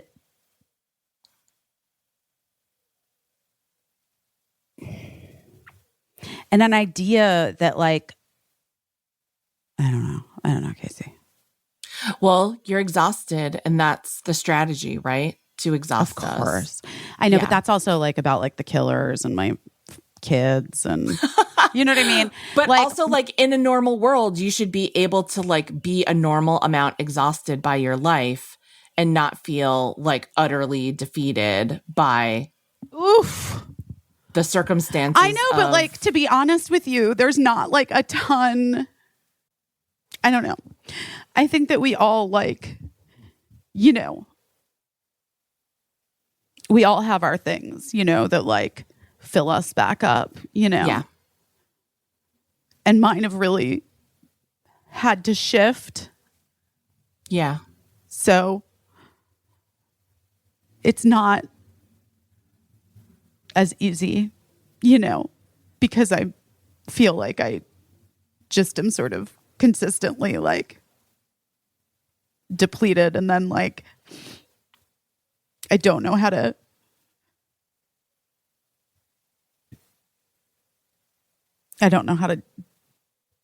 fill it back up right now. You know, I'm Right. trying my best. I really, Like that's what I'm trying my best at. Gunvalson from the Real Housewives of Orange County once talked about her love tank being empty. And I feel like that's, you know, Okay, Vicky. that's, you know, you're not talking about your love tank, but, you know, it sounds like you don't have access to the things that you used to tap into to sort of, you know, top yourself off to fight another day. And Yeah. it sounds like you're a bare wire again. I'm just a fucking bear on a wire. Yeah. And I think I'm just having a lot of anxiety, like leading up to the election, and like just the fear of what could happen. And if it does, like that, it feels like it says a thing to me, you know, like how when Trump was elected, it said a thing to me very clearly.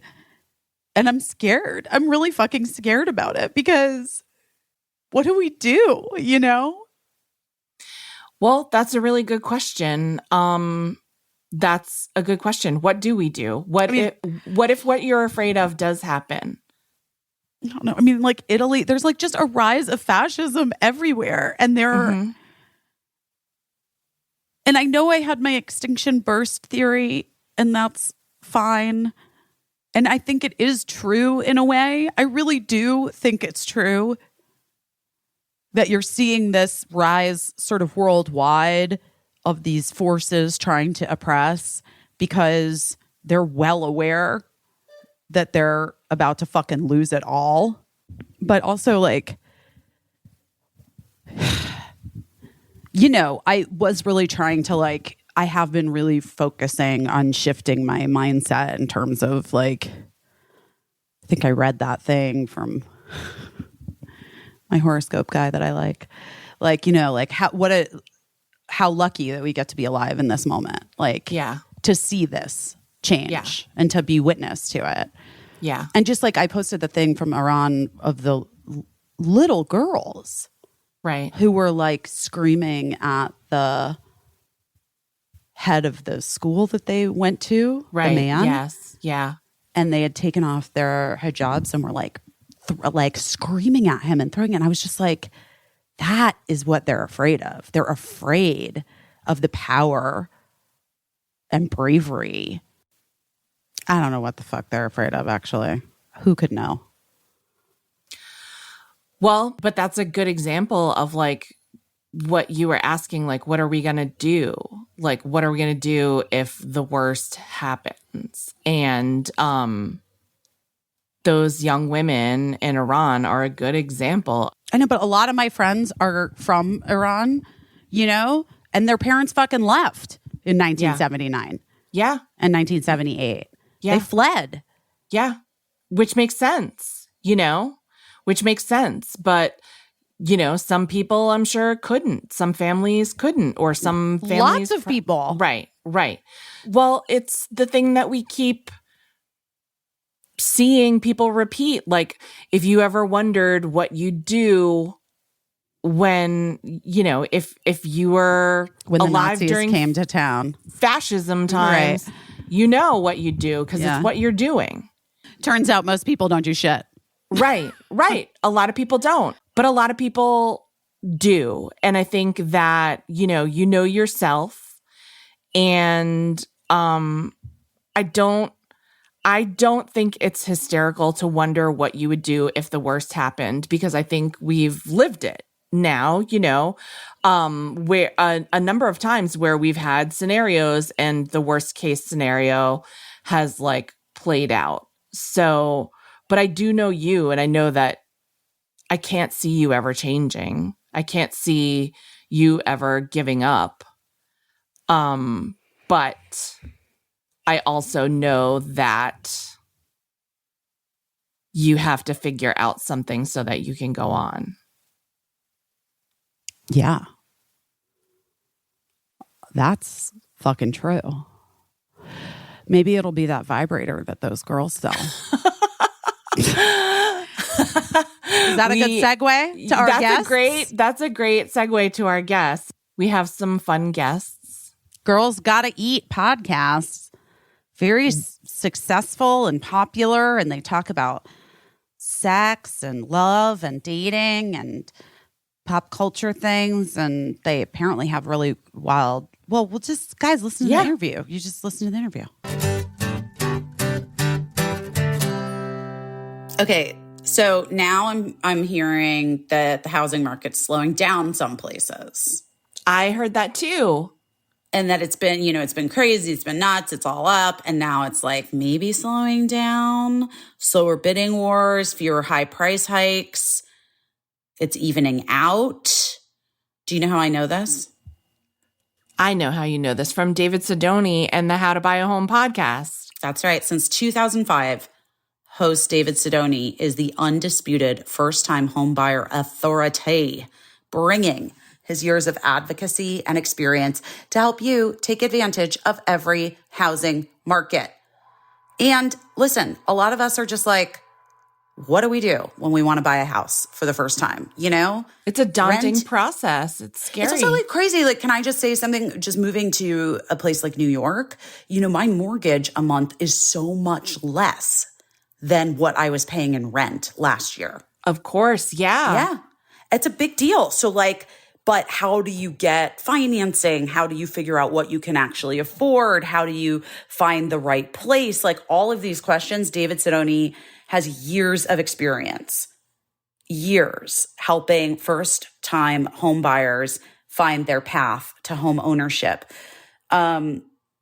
His How to Buy a Home podcast has helped so many listeners close on their first homes. He guides you through the next steps that are right for you.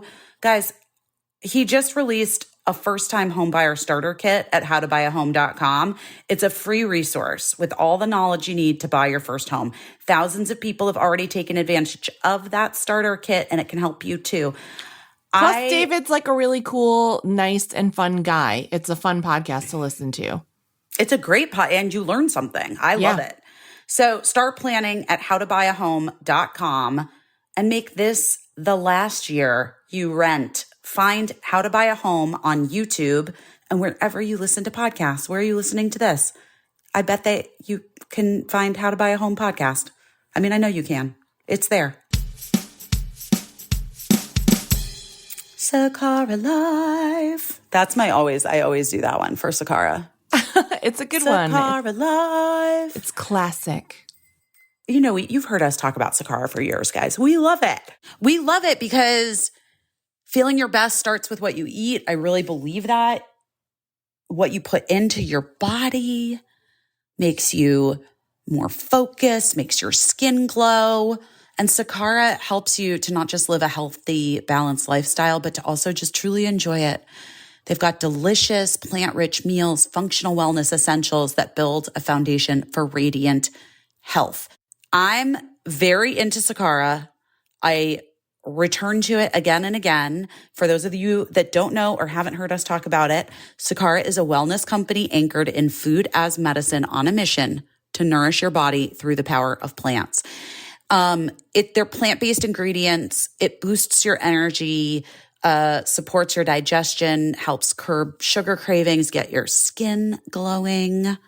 And they taste Truly. really good because That's so good. I have to be honest. Like, if it didn't taste good, I wouldn't be so on board with it because I think you just have to enjoy what you're putting into your body. I truly love Sakara Life. I've been a fan, continue to be a fan.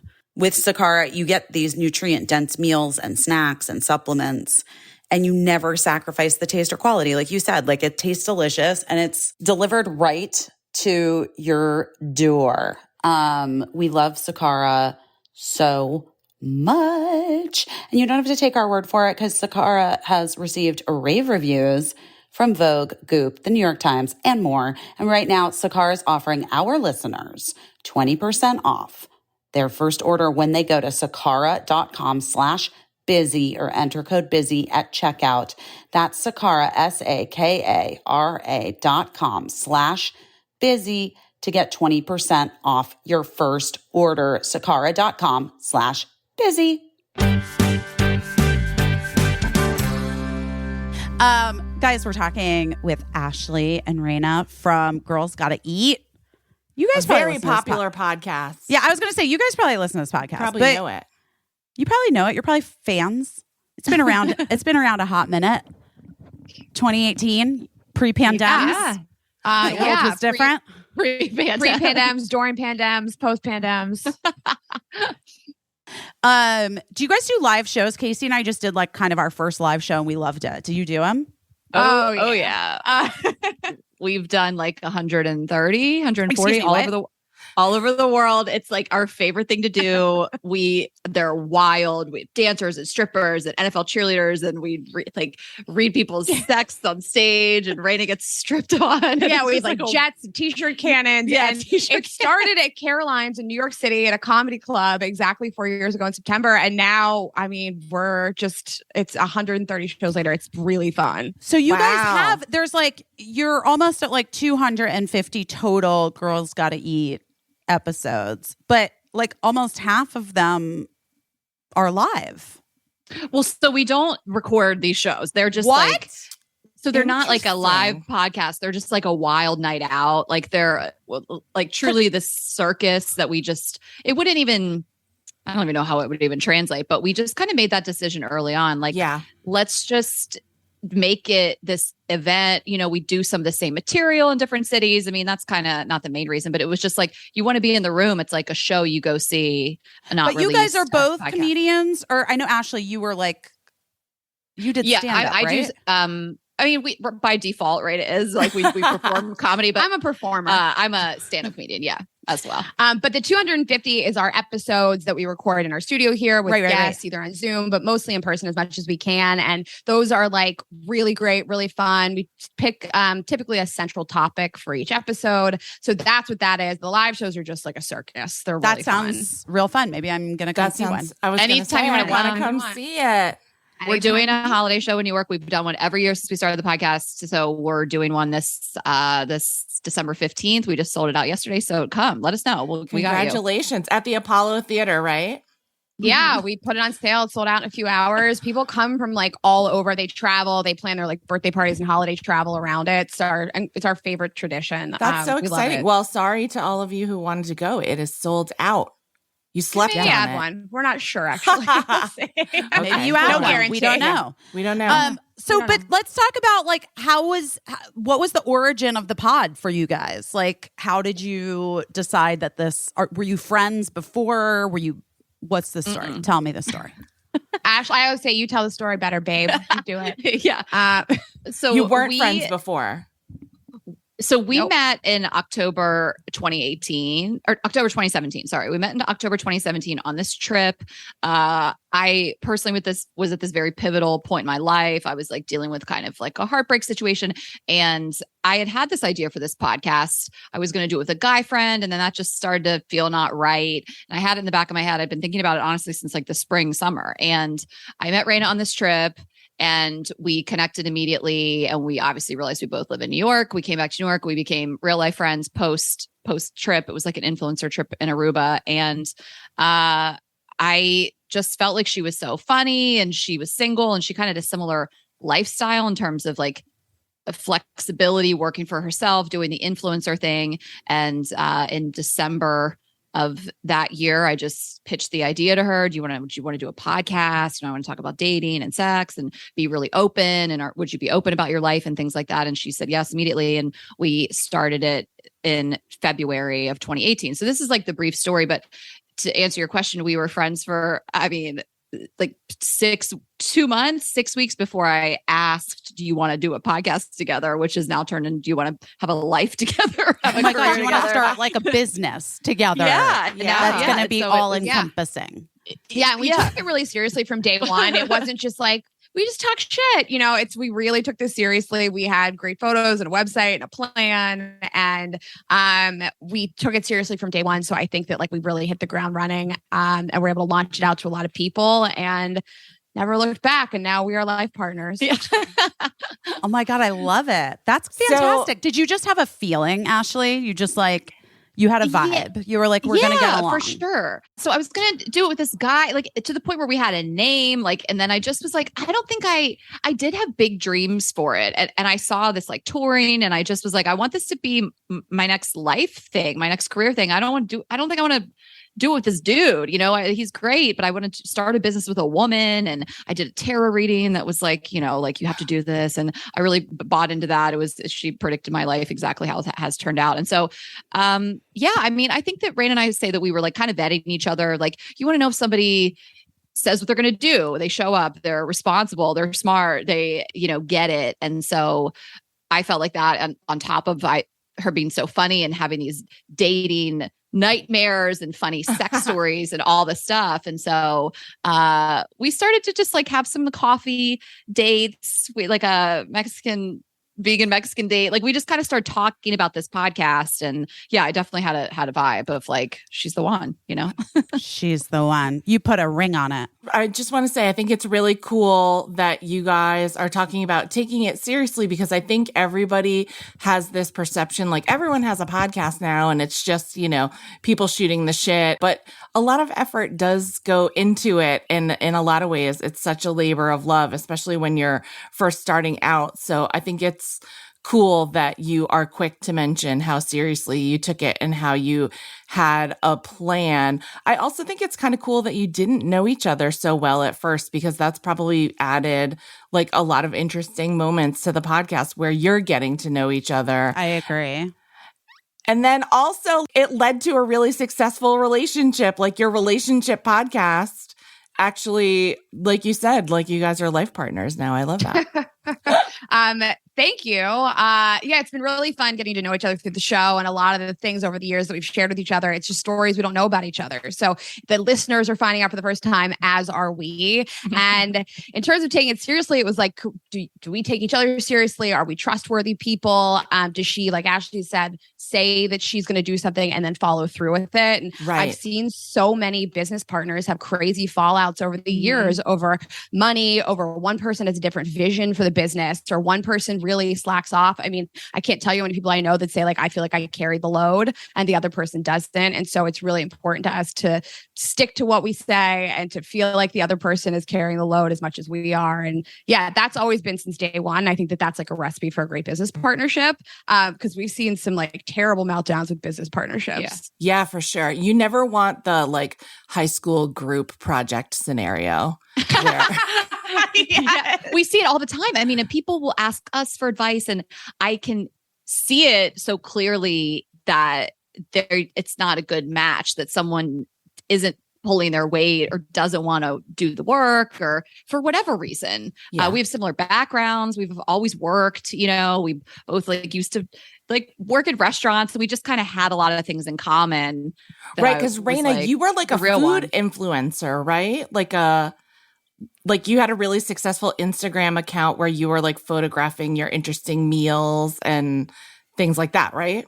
Yeah, I've had like a interesting trajectory that like one thing didn't connect to each other in a way that necessarily makes sense, but like I built all these skills that ultimately culminated into being able to do the podcast. So I had a background in social media, I had a background in tech, I've always worked in teams, and so by the time we met each other, I had this huge food and travel blog. It was one of the biggest in the countries, and I had this great website, and that's what I was doing for a living. But I really felt like it was time to change. I was bored. I wasn't making the kind of money I was making. I didn't feel passionate about it. And if something doesn't bring me happiness or money, I'm not going to do it. And it wasn't really bringing me either of those things anymore. And I met Ashley at this perfect time.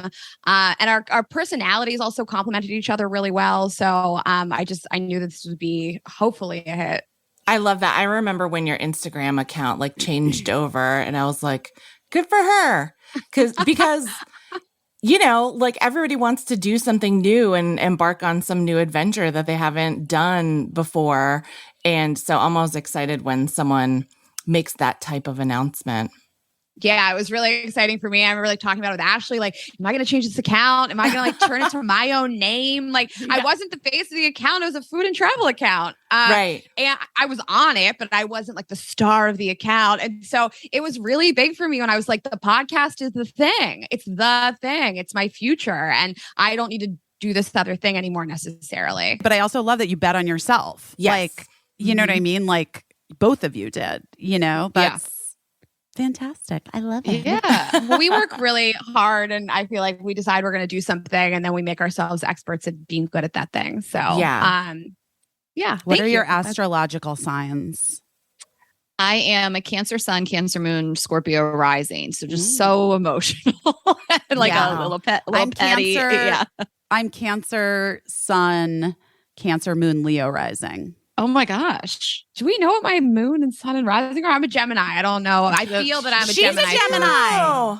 Oh, we're the same pair. Guys, we're the same, but older than you. I don't know that you're older than us. But no, it's funny that like, you know, I feel like we grew up with just like, you just had one sign and then it became like, oh, there's a moon and there's a rising. And so it's very funny how invested people are in this. They always want to know what your makeup is. Like I posted on Instagram this past summer because I just kept just kept running into these situations where like water signs were like a good caption. We were in Greece and then I was like at this place called Scorpios and then I like fucked this guy and he was a Scorpio and he asked me what my sign was. It was like a whole thing. So I just got in this big like astrological thing and I posted like I'm Cancer Sun, Cancer Moon, Scorpio rising on my birthday Instagram post and people just went crazy. They were like, me too.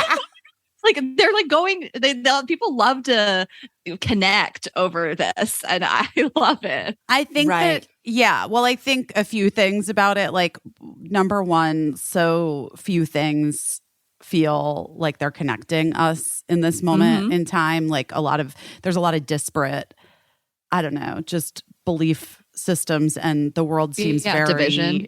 Division, but also the world just seems like it doesn't make sense in so many ways. And so if people can like point to a thing and they're like, that's a thing that I know and I am that thing and you're that thing too. I don't know. It just makes it sort of is like a poultice for your soul. It just like soothes you. You know what I mean? Yeah. And I think that a lot of people feel like that. Some of our most popular episodes are things about signs, your aura, dreams, and what they mean. All of this, like, what is it, metaphysical? Sure. I just say woo woo. I always just say woo woo. Yeah, I don't know. I'm not like a big, I would say in like quotes, woo woo person, but like these episodes have been so eye opening and fascinating. And our listeners love them. We've been really fortunate to have some really good guests. So it's gotten me much more into it and believing in things like psychics and signs and things like that. I always just think it's like a good opportunity. Like even if you don't fully believe in it, it's a good opportunity to just like reflect on things, like whatever, you know, whatever crystal is supposed to do for you. Like it's a good opportunity to like meditate on how much you need that thing in your life and try to be intentional about like bringing it into your life, starting with like, I don't know, putting a crystal up your vagina, which I've never done, but I know people do. I have. And did it help? Like what the did egg, it do for the you? egg thing? The like No, remember that girl gave me the crystal dildo on our show? I had to try it. Right. Yes. You fucked yourself with a crystal? Yeah. What did it do? I mean, yeah. Did it do good things for like? Did it bring good things into your life? Did it vibrate? Does the crystal vibrate or just? Wait, can I tell you guys something? I don't know where the fuck it is. Oh God, It's up there. Still in there. No, but now that I'm thinking about it, where the fuck is it? Because when I moved to New York, you know, everything got kind of like put in. Where is it? It's like a bookend in Somebody someone's have house my like somewhere. my vagina crystal somewhere? Oh no! Does anyone have Busy's crystal dildo? I'll make a missing poster for it. Can I tell you something? It's Here's my feelings it's like about on it. eBay right now. I'm going to be real honest. It was too cold and too hard. It was cold. Yes. I can see that it would be cold. Listen, Yeah, we're I going to know, help me too. you. Ashley and I have We a vibrator company. Yeah, It's called Vibes Only, and we're gonna send you one. Yeah, we'll Wait, send. so we're when gonna- did you start a vibrator company? we weren't busy enough, so we decided, let's throw this on the top. Yeah, in June, we launched it. So we'd been working on it like in a year and a half prior, nonstop. So we launched this sex toy company. We also sell lube and a blowjob gel and like all kinds of fun stuff. And we're releasing new products. And then we have an app that pairs to the vibrator, so they connect via Bluetooth. And there's erotic content, and it's this erotic, full body, immersive experience. So we're really proud of it. But we the Rayna is our best-selling toy, and it just keeps selling out. There's a wait list, but we're going to get one for you. We're going to send it to you. But do I have it? Hold on, I got to look it up. Hold on. You bought it. Maybe. She pulls it out. It's a dual motor vibrator. One end vibrates, the other end sucks on your clit. And then it's it not can cold and it's not What's it hot. called? Yeah, What's it and called? Wait, tell me what it's The called. Rayna. It's called Vibes Only. Vibes and the Only, toy is the and- Rayna. And we have more of them arriving this week. Actually, we keep selling out. Like we can't keep They're it coming this on the week. shelf. Wow. Maybe not this week. In the next couple weeks. Don't hold me to that. But yeah, we keep selling out. And there's a remote control for all the vibrators, which is free with our app as well. So there's a lot of really fun stuff. Oh my God. No, I don't have this. Very Okay, cool. we'll grab an I address. have for you after this. I have a similar shaped one, but it doesn't have that extra bit. Yeah, and you can bend it. You can put it inside of you. It does all the things. It's like an insane. Wow. You guys toy. really, how do you do this? Let's talk about this business pivot. How do you like get into developing sex toys? We have a great team that's helped us, but I mean, everything is us from the ground up. We designed the packaging, we picked the toys, the colors, the marketing, everything. And like Ashley said, it's been about a year and a half. So we essentially launched two businesses under one umbrella. One's a product company with the vibrators, the blowjob gel, the lube, and the other is the app. So we have app developers that helped us with that. Well, yeah. A lot of people help you, but you have to make all the decisions. And we are not like throw money at it and hands off kind of people. So we're running two companies. Did you have to raise capital We fully funded this ourselves. Yeah. Wow. with money So- that you made through the pod, through shows, live shows and stuff and ad sales? Amazing. And Yeah. so you put it back into your business. You guys are like the Mr. Beast of like ladies having orgasms. Yeah, or of orgasms. Yeah. Yeah, it's we're really proud of it. We're proud that we were able to fund it Yeah. ourselves. And That's fucking I mean, rad. we're talking to investors. Like we're like, hey, listen, somebody wants to buy this. I would love to get my life back. No, Spend your weekend boxing up vibrators. Isn't fun? Yeah. If somebody wants to buy this and fire us, we're all set. We're ready. Just I don't even care if they're named after me anymore. Just take it. No, I'm kidding. We love this company. We're super proud of it, but we're exhausted. It's a lot of work. It's a lot. It must have really changed the tenor of your like listener mail. I feel like. Do you get like a lot of people reaching out to tell you how it's going with your products? I love this question. I don't know what it's done to our listener demo, but we get some funny emails sent to like customer service from men. What was the one that guy was like? He was like, how do I get my girlfriend to like use this? Or what the ones we've gotten from men are the funnier They're ones. like advice emails that people are sending to like a corporate organization. It's, Wait, Raina, hold on. No, this one, this is what it was. He bought it and instead of forwarding, he bought a toy, probably the Rayna, and instead of forwarding the confirmation email to his girlfriend, he actually just replied back and was like, "Can't wait to use this on you tonight." It was like this dirty email. And he responded back. And so we get it. And we have another partner in the business. We have a third kind of like silent partner. And he was like, "We need to respond to all customer service emails." And we were like, "No, I don't know that we need to embarrass We don't need to respond. He's probably gonna figure it out, and he's gonna be grateful that no one responded. Oh my god. That was our take. But Ashley and I have always talked about sex and self-pleasure on the show openly since day one. I discovered masturbating when I was like 10. I mean, I've been masturbating forever. And we didn't like break the mold and invent talking about this stuff, but like I think that we've helped to normalize all of these crazy conversations, from like butt play to weird smells to, whatever it is that you want to do in the bedroom. And we've always for years have gotten emails about that kind of stuff. So this is not the first time we're getting emails about that. People will comment on the Girls Gotta Eat a lot more than on Vibes Only Instagram, because people aren't going to be like, "I just bought this vibrator." Right, their bosses follow them, but we appreciate it when they do. But as your question to guys, I mean, I love when guys listen to the show. It's so evolved to me. Like this guy ran up literally. He was running in LA, like along the Santa Monica, whatever that trail. He runs up, he's like out of breath. He's like, "Ashley, oh my God." And my best friend's with me. She's like, "Who the fuck?" And he was just like, "I listen to your podcast. I think like all men should listen to it. All straight single men, especially, should listen to it. You learn so much about women." And with the emails that we've gotten, listen, I'm not saying that they're the ones we get from women are like speak to our heart. We feel so lucky that we get to impact people in this way. It's such an honor. But when men say it helped them like be a better boyfriend, be a better partner, treat women better, like whatever it is, be better at sex, like put a woman's pleasure first, anything like that. We love to hear it. We feel like we're like doing our part in the world. You're doing the Lord's work. Thank you. And we're gonna start working on like couple toys and like we got a cock ring in the mix, and we're gonna have to do some R&D on that. But I love the way you spoke about that, about the men that listen to our show. We're always so excited when they say that. I found this TikToker online that I had a crush on, and I posted him on my story, and he was like, "I listened to your show." And he was this like 26-year-old straight guy. And I was like, "You listen to my show?" And he was like, "I'm such a fan of you guys." And I was like, "We are going to fuck so much." So we did. We did. You did. Oh, okay. You did it with a fan. Okay. So he's not a fan. I mean, yeah, I guess he like is a listener. But he's got his own thing going on. I was his fan first. I think I was a fan. Yeah, you're mutual fans. Okay. That makes sense. That makes for good. I fangirl over him. He's like millions of followers. But yeah, we invited him to a show, and he brought another single friend. And I dated him. Ashley hit it off, and then fucked this guy. It was really fun. Oh my God! Wow. Wait, so are you guys? You guys have been single the whole time? Have either of this show, right? No, I'm just wondering if either of you have been in like a serious, you've like had boyfriends long term. I know you've had boyfriends, but I'm just saying like. I'm curious about a guy who gets into your life and how he feels about. Yeah, let's talk about it. Yeah, I'll kick it to Rayna, but I've dated a ton. I've slept with a ton of guys. I've had like mini relationships, short term, but I haven't had a serious relationship since we started the podcast. But Rayna has.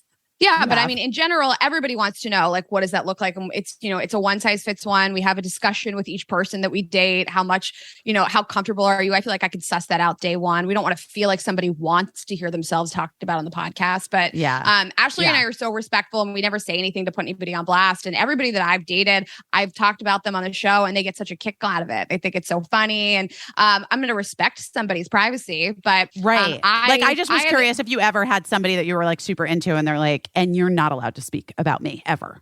Only one person ever said to me, like, "I work at Salesforce and it's a pretty corporate job. And I really don't want you to talk about like what my dick tastes like." But other than that, I had a long-term boyfriend during the show for long-term was like 8 months. And I talked about him on the show all the time, and I posted about him, and I kept the very private parts of our relationship private, but mostly was pretty honest about it. Was pretty honest about dating him, the breakup, saying I love you for the first time, meeting my family for the first time. And, you know, you sugarcoat things so you don't embarrass somebody as much as possible. But I think I can look back and say I was pretty honest the whole time in terms of like what was going on. There was nothing bad to say really. So would it be a deal breaker for you, like with a guy, like if he didn't want you to talk about him at all?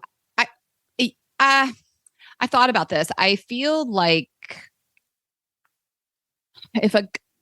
I understand people wanting privacy. I mean, I even think that like the bigger that we get, even I want my family and stuff to have more privacy. Like I get it. So I do feel like if someone was like, I don't want you to talk about me at all, that would be a little difficult, but I could definitely conceal someone's identity, you know? So it's, to me, it's kind of like, I'd rather do that. I'd rather be like, I'd like to talk about this relationship. I do this for a living.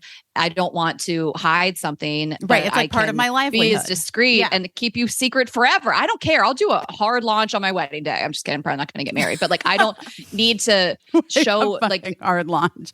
You're like a face reveal on the wedding day. We're doing.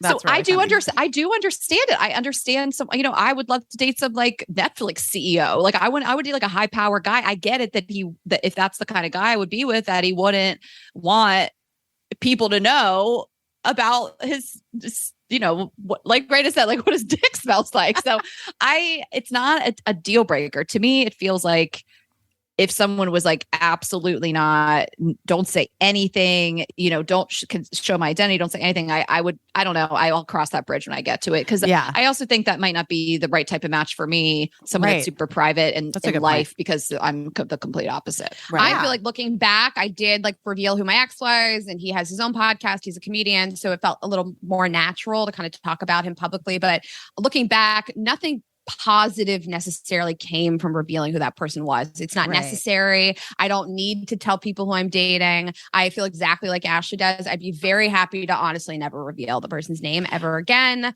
Right. Publicly. There's no need for it. And your fans don't feel like they need it. They want to know who we're dating. I think they like it. They like to see us they like to see us in love. They like to see us be happy. But in terms of saying like, this is this person's handle, go stalk their Instagram, see what this person's doing. I don't ever need to do that. I think they'd rather, you know, I think if they could choose and, you know, we could ask them, we could poll them. I think they'd rather have the details and no identity than seeing who someone is on my Instagram and never hearing about it. So if I had to pick and choose, it would be the secret boyfriend that, you know, how we're fucking, you know.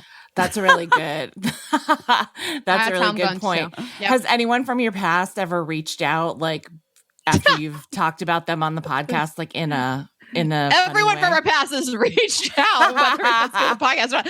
I feel like the guys that come up from the past don't leave us alone. I had a guy that like was just in my DMs, wouldn't stop, showed up to a show of mine. Like I feel like they are constantly resurfacing exes, guys that I've slept with once, guys I've gone on a one date with. Like they can't resurface enough. They want to tell their friends and their coworkers that they used to sleep with us. Wow. I had somebody from my college boyfriend that really fucked me up really well reach out. He's reached out a few times over the years, and I'd be like, I'm not trying to talk to you.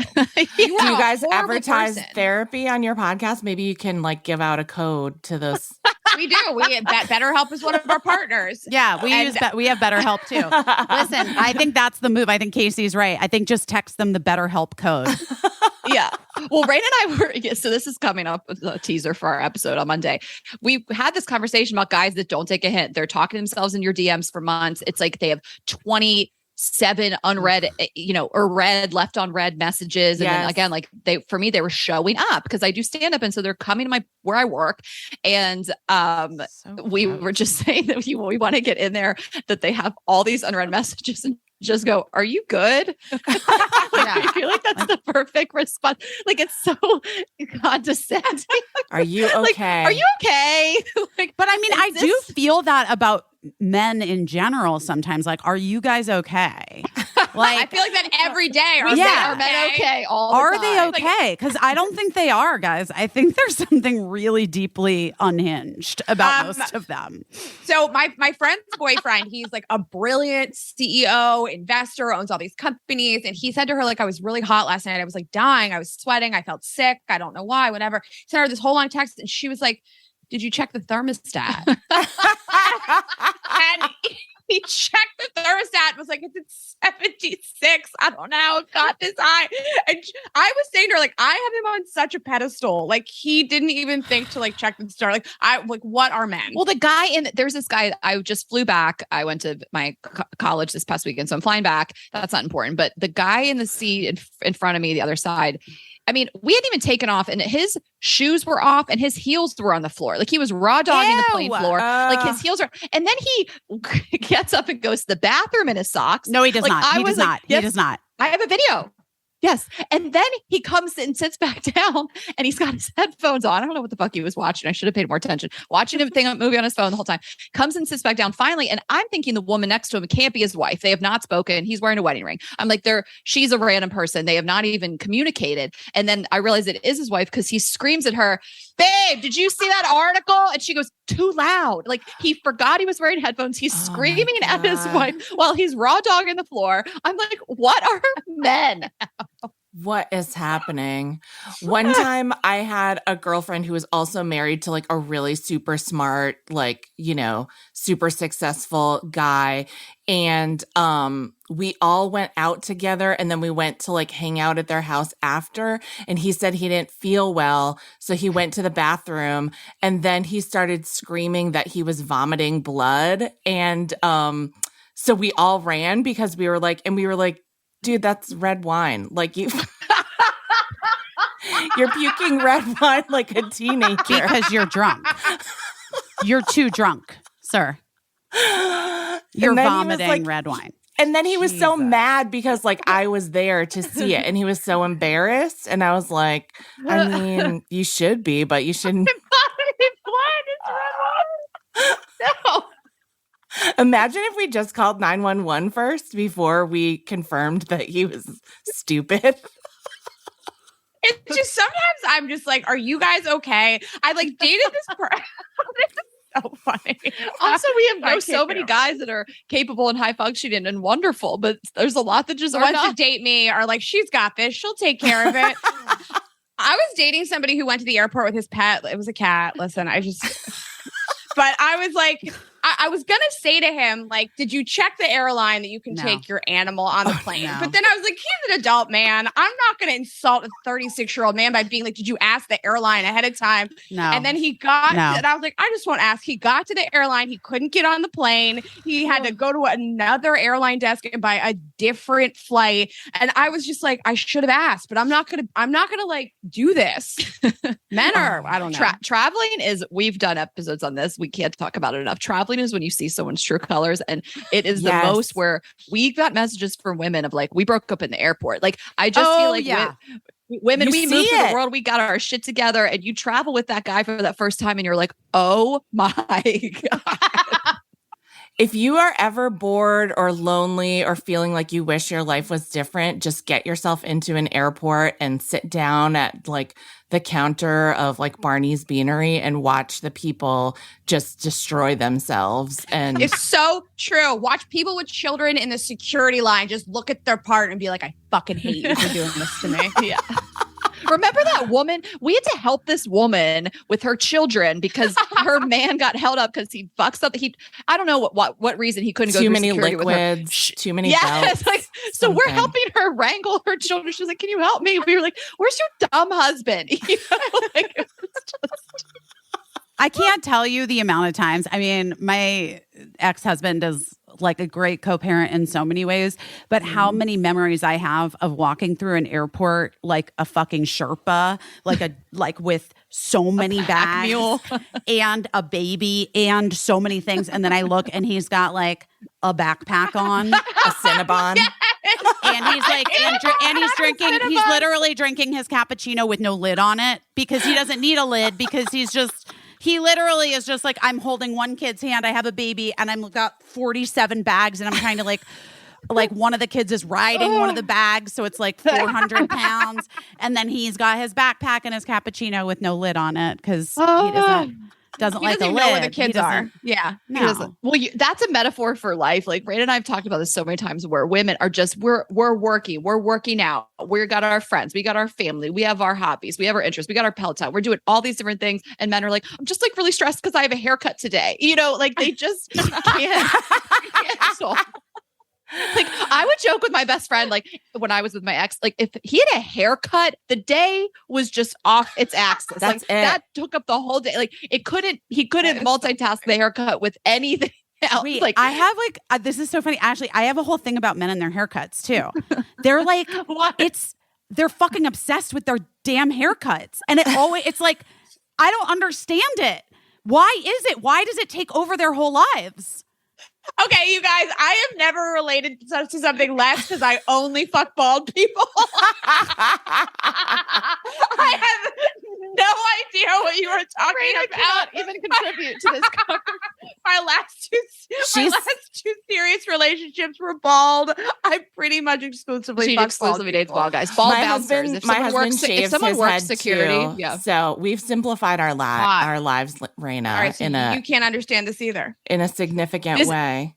Busy. I love that you feel me on this. My best friend and I would be like, why is this taking over their life in such a crazy way? I can't Like even explain to you, like, if my ex says, even to this day, when we have 2 kids together, we're like we're divorcing like lesbians, like very like progressive, like, well, I mean, it's true. Yeah, we're just like very good friends and like whatever. Yeah. But to this day, if he's like, I'm going to go get my hair cut tomorrow, I'm like, oh, fuck me. Okay, well, I have my podcast that day. Do you think you could move it? Like, do you think? Because I just know what it's going to be. It's like 6 hours of his life is gone. And I don't know Why? how or Why is it like this? I don't Is know. it 'cause There's they like drank at the. I don't know. no, I it's I like don't. it's like a whole ordeal, and then there's always like a shower after that has to happen immediately, and like a change of clothing, right? And then like an it hour just- of experimentation. And they're not even getting color. Like, what if Right. they got foils? Like, Well- I've sat for 6 hours. Me too. before. Like crazy. I got a keratin treatment. I worked the entire way to the place. I sat in the chair for hours. I worked the whole time in the chair and the whole time on the way to the office afterwards. Men are just like, I'm just out for 4 hours. He's out for the day. Like he's done. Yeah, you can't, and you can't even reach him. Like I can't text. I don't know what's happening. Because crazy. his phone is their phones are under the poncho, and they don't know how to get it top To get it out on top of the poncho. I do have to say, I'm joking around, but I will say to Rayna and Ashley, these are not the men in my life. I have 2 adult sons and an adult husband, and none of them are. we have our brothers. incredible Don't even get us brothers. started. They're the most capable, incredible. Like my brother, I don't even know when he's getting a haircut. He keeps it moving. Like My brother has never said haircut to me. My brother keeps it. He just does a haircut all by himself. Our dads, our brothers, we have so many men in our lives that are fully functioning. Our I've business never partner, even like heard the word haircut from my brother. You guys, I'm just going to say that there is just a different way that men relate when they're in a romantic relationship with a woman. It's like, of course your brothers are amazing guys because you're not dating them. True. They have wives that. I know, Sorry, but go like ahead. You're right. I see what you're The saying. wives would never tell you. Come on, let's be real. I'm not even like you guys could be really close with them. They're never telling you. I know. They're like, I do feel he's like a dream. I need to. He's a dream. You know? know, God damn it. You have to like talk to the wives' best friends. I try to do that. I'm like, she only says nice things about my brother, and I go to her friends, and she only says nice things about him to her friends too. I gotta really go on. I'll ask her sister. I've been trying to get the tea on my brother for a decade. Well, I don't really want to hear my sister-in-law talk shit on my brother. You I would feel like never. I'd be like, yeah. but I do. I'm trying to get her to talk shit in general. Like I feel like we're not bonding enough. She's too nice. Like I'm trying to always get her to like say mean stuff. Like I'm trying to get her to gossip more and talk shit. She's the nicest. She's getting person. spicier. She's definitely getting spicier. Yeah, It's but she is the difficult. kindest angel. It's like are your brothers younger or older? We both have brothers that are 4 years younger than us that like played college football. Mine's a little smaller than her brother and by a foot. Like 2 feet. So yeah. So different experiences, but we have very similar, like we're both the eldest to a brother that's 4 years younger. Oh, interesting. See, I 17. feel like the wives, I don't know. I just feel like that's an intimidating position to be in. They're younger than you. They're like younger women. And you know what I mean? You know what I mean? Yeah, and, like, they're I mean, we have like different relationships, I guess. My brother, his wife is a lot younger, but she's just so mature. Like we joke around that she like has us over and she's hosting. We're like, how is this? She's like 10 years younger than us. Like, how does she feel like such an adult? You know, it's kind of funny in that People are way. just born for it, I guess. Like I was over at their house this summer and they have this beautiful house and they're just so grown up and I was hungover. You know, she's making me waffles. I'm like, this is just so funny. Honestly, I love that. I love that for all of us. I love that for you guys.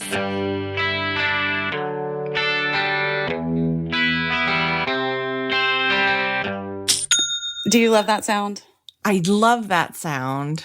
You know what that sound is? It's the sound of another sale on Shopify, the all-in-one commerce platform to start, run, and grow your business. You know how you and I know Shopify? I do, because that's how we sell our merch to you, listening to this podcast. Over on Brave Gowns, Shopify makes it simple to sell to anyone from anywhere. Like, seriously, if we can do it, you can do it.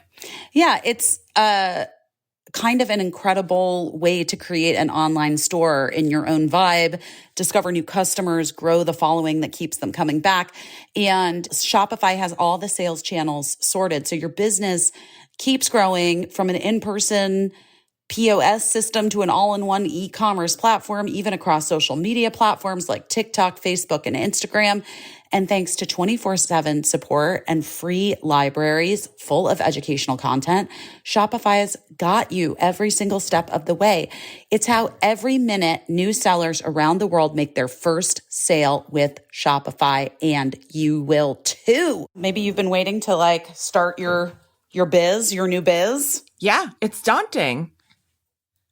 It's hard to sell stuff. It's hard to sell stuff. And a lot of times people that are coming up with things to sell are creative and they think that they don't have the mind for the business end of things. That's why Shopify is so great, because they take care of all of that for you. Yeah. And it's very, very easy to get your store up and running in no time.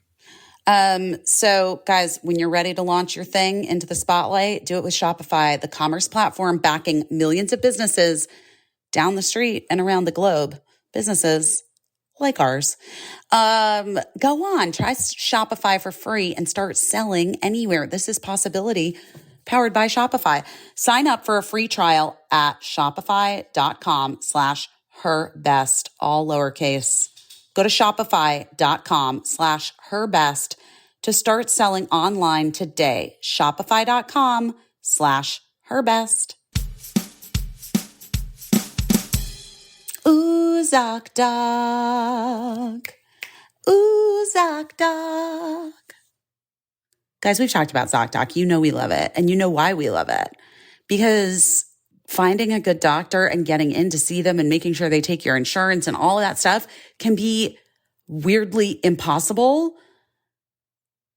But not anymore. Not with ZocDoc. With ZocDoc, the answer can be refreshingly pain-free. Which is what you need, to be honest, if you're looking for a doctor in the first place.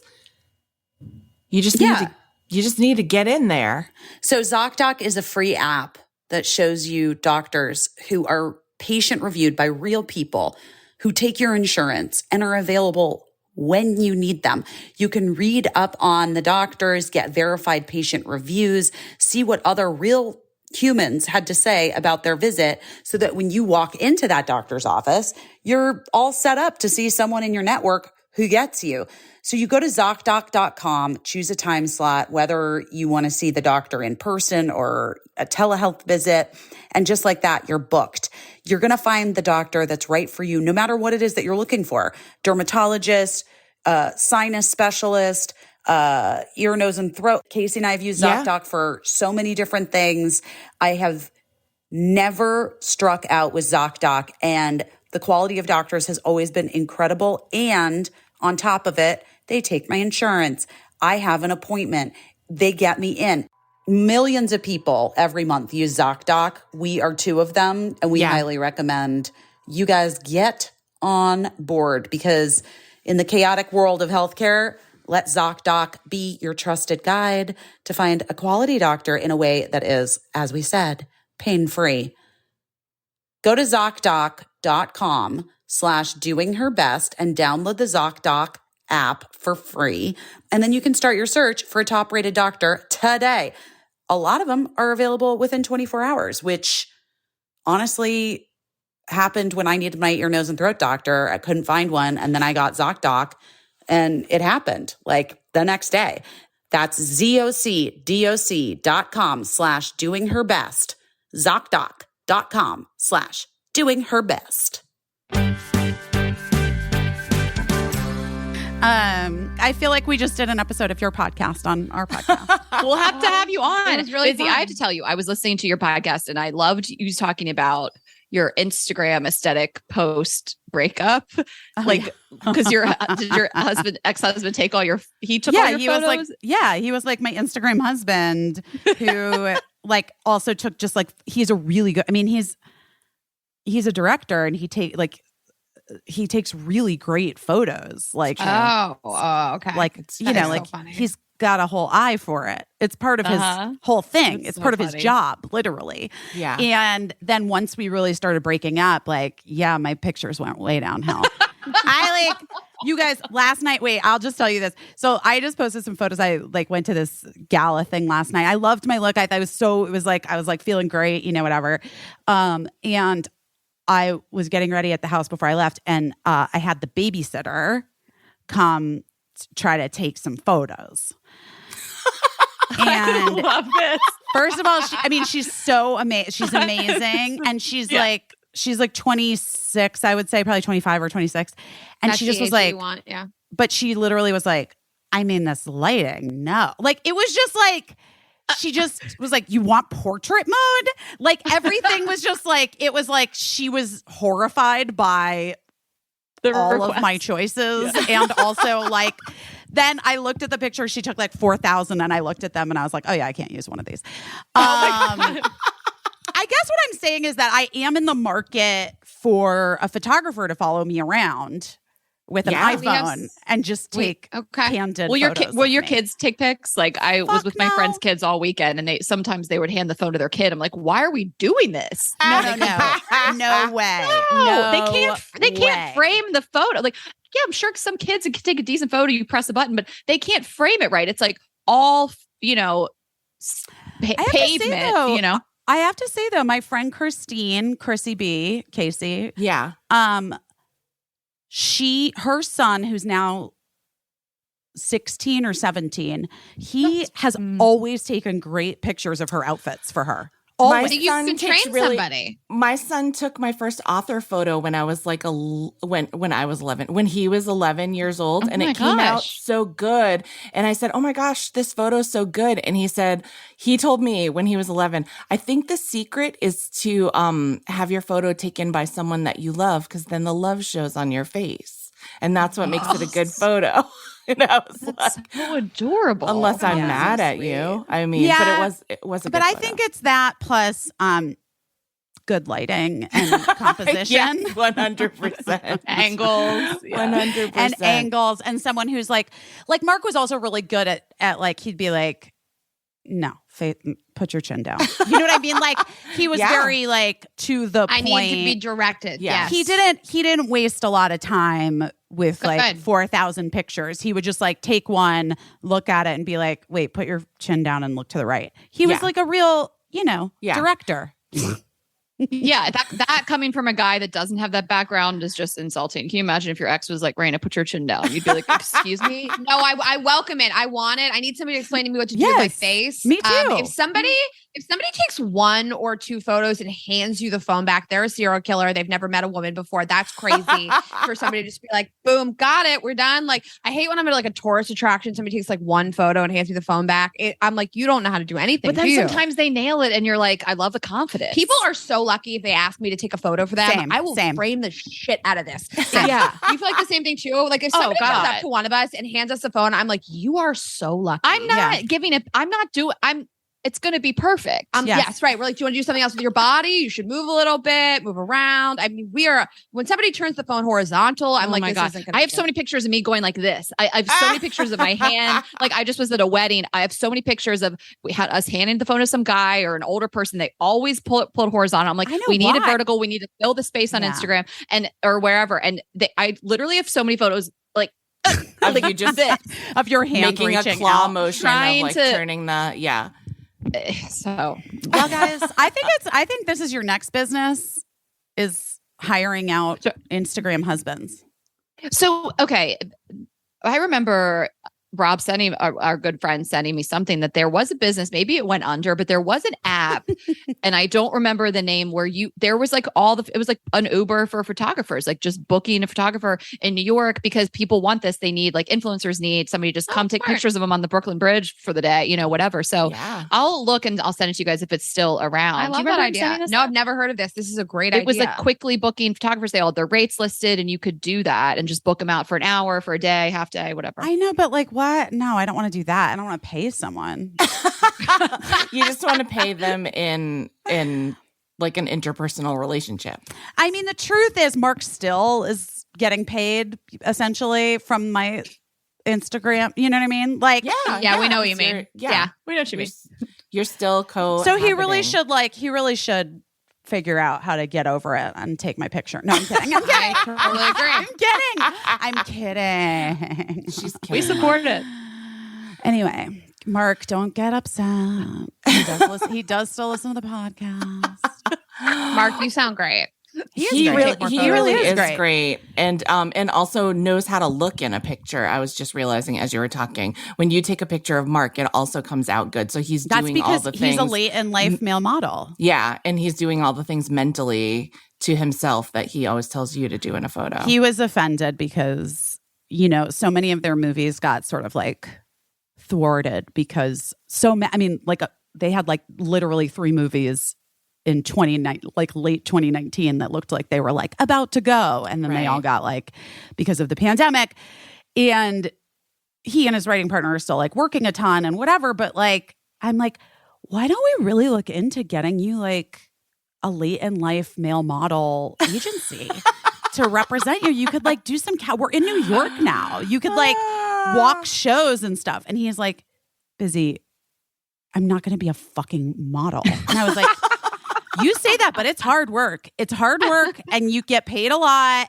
and you love clothes and maybe you could. And he was just like, can you just please stop? This is now I'm getting like actually offended. I mean, how about those pictures of Jerry Seinfeld looking like a male model? Did you see his right? Like, yeah, of for the course. kiss. Oh my goodness. I was like, Jerry? What? I'm telling you guys. It's the other thing that's like totally unfair about men and women, but whatever. Bless.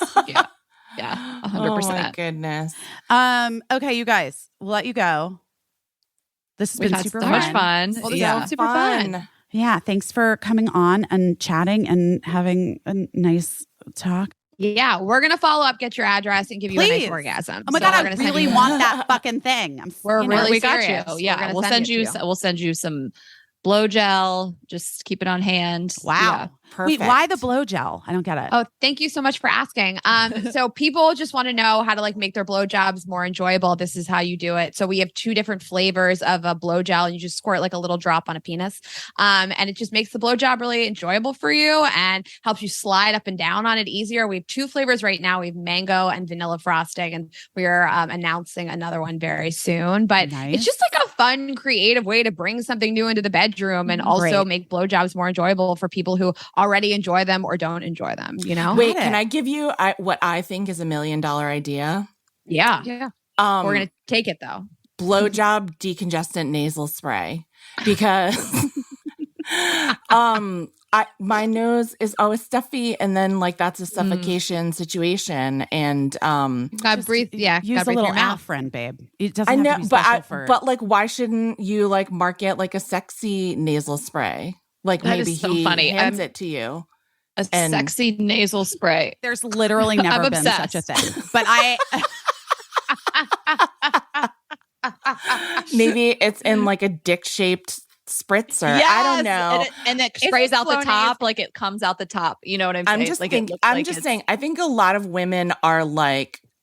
I'm not going to say allergic to blowjobs, but I do know I have compared It's a notes with people. blowbia. Yeah. Yeah, blowbia, and they get like a stuffy nose instantly whenever the subject comes up. So I don't know if it's absolutely. $1 million idea, but I give it to you since you do what you want with it. There's a market for it. People want one of our number one episodes of all time was an entire episode on Valentine's Day about how to suck dick better. So Yeah. people There you want go. this. Everybody check out Girls Gotta Eat podcast and try to catch them live because it sounds like they'll be coming to your city at some point. I'm And going to catch them live. Yeah, break a leg Right. at your Apollo show in December. Thank you. guys. So great. This was Get so on that fun. mailing list to get the sex toys. Yes. Yes. Vibesonly.com. Mhm. All right. Bye. Bye. I mean, I'm excited to get the vibrator, is all I'm saying. I'm excited for you to get it too. They didn't offer you one. Well, I mean, I did think they mention could that. tell. Yeah, think I they did could mention tell. that I have a husband. Yeah. But that doesn't mean that ladies with husbands don't need vibrators sometimes. Is that your heat going on? Oh my God, yes. You just It's jumped happened. a foot. It's happened. It's the great New York heating where Wow. the heat goes on to one temperature that you cannot turn No. down. No, never. I put my little house plants outside today to get a little rain. I hope they're Yeah. not too cold. I'll bring them in a second. I like them to have a little fresh air, Yeah. I think we Yeah. all need that from time to Yeah. time. Yeah. Yeah, excited for you to get that vibrator. Great. And Great stuff. What are you doing your best at this week? I thought I said it before we did the interview. I did, but I can't remember what it was. I don't think you did. I did. I was like, I'm just doing my best to, I don't know. Well, I really did work hard at organizing my closet at the family home, which is like essentially my primary closet. Yeah. Do you guys love that I have a primary and a secondary closet? Come on. Yeah. Obviously. Like your primary and secondary all in at the family home. Right. But then I also have here Casa Kismet closet. Yeah. Which, by the way, I feel like you store stuff for a lot of other people in those closets too.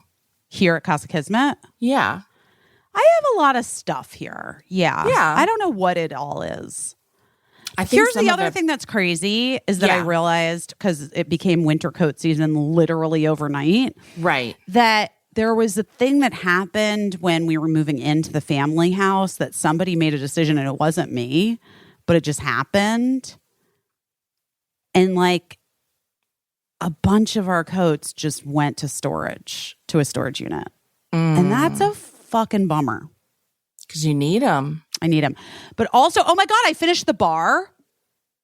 Oh, great. I know. So I want to send you a picture. Not the bar exam. You guys, you know I'm not fucking taking the bar. I haven't even graduated from college.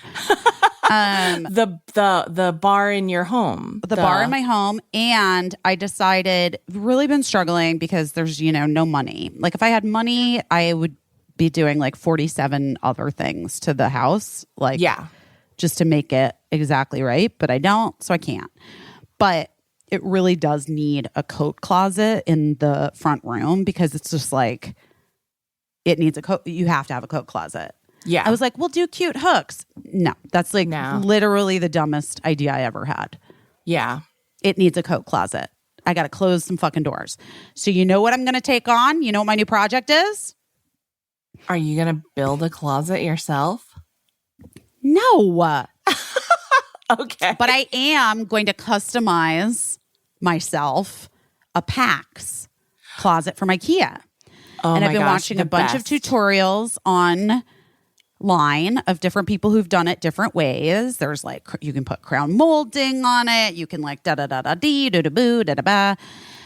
So At my house in Connecticut that we had a hacked PAX. You know that the best moment of my life was I know. getting on You IKEA talked about hackers. this. You Yeah. talked about so I this. mean, Yeah, that's so my you're wish on board. That's my wish for you. Is Oh, that no, you, I can't wait. Yeah. you do something so fantastical that you get on IKEA hackers. I got to get it in the space and I got to look at it. And then I have to see like what it is that I want to do, because there's a version of me that's kind of feeling like a grass cloth wallpaper vibe Gorgeous. Yeah. on the wardrobes to make just like this big, like sort of grass. But then I'm like maybe like a really like a color, like a grass cloth in a color. Mm-hmm. I don't know, guys. I don't know. Maybe like a paintable grass cloth.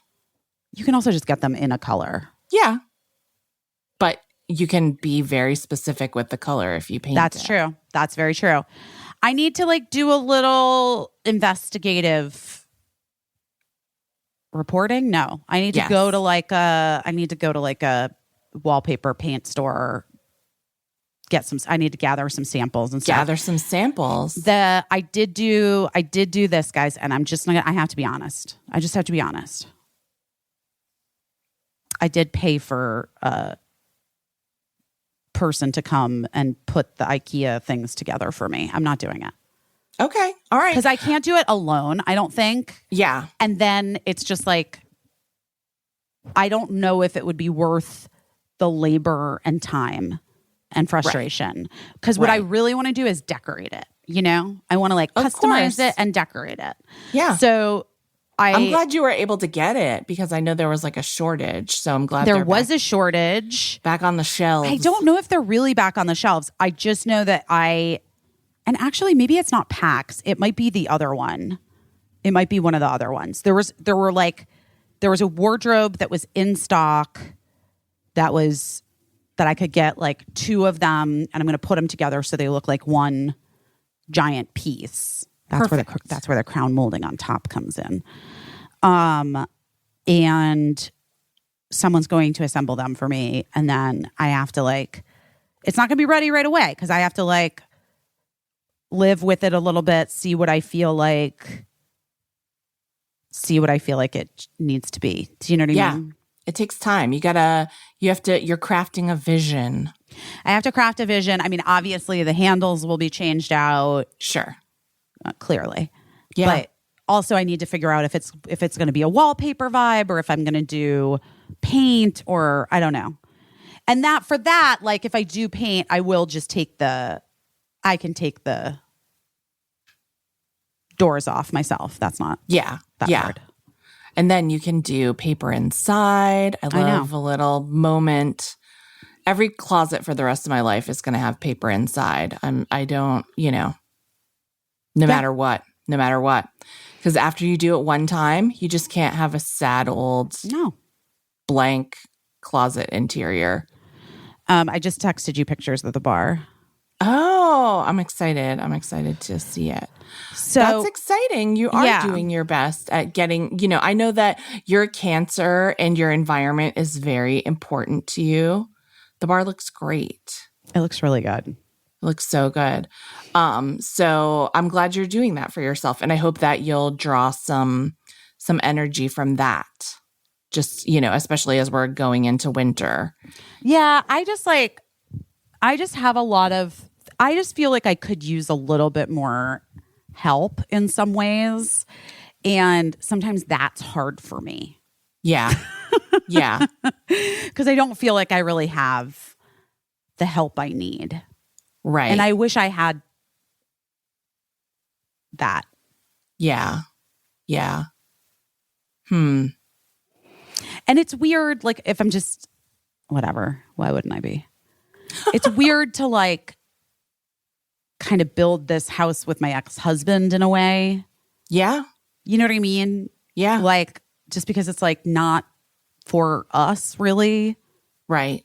But I mean, it is, but it's not But it is. kind Yeah. of. Yeah. I know, but it's just kind of weird. It's just not the same. It's not the same as like, I don't know. It's just not the same. Well, when you built your house in the past, I'm sure you had visions of like entertaining together, which you did for many years. And your house was like always the place where everybody gathered, and Mark would be cooking for people and making drinks, and you'd be like the party leader. And now it's like a different thing. It's like, I'm sure it's different future visions that you're having for this place. It is. It's just weird. There's just a lot of questions. A lot of questions. You I have need a a lot of magic questions. 8-ball, maybe. I mean, There's probably an app. I'm sure there is. Tell me what you're doing your best at. I started microdosing. Amazing. So I'm just like a couple days in, and yeah, mushrooms, taking them, seeing what's up. Yesterday, it just made me really, really tired. Today, I'm not so tired. So yeah. What do you do? Do you take them every day? You take them 3 days on and 2 days off.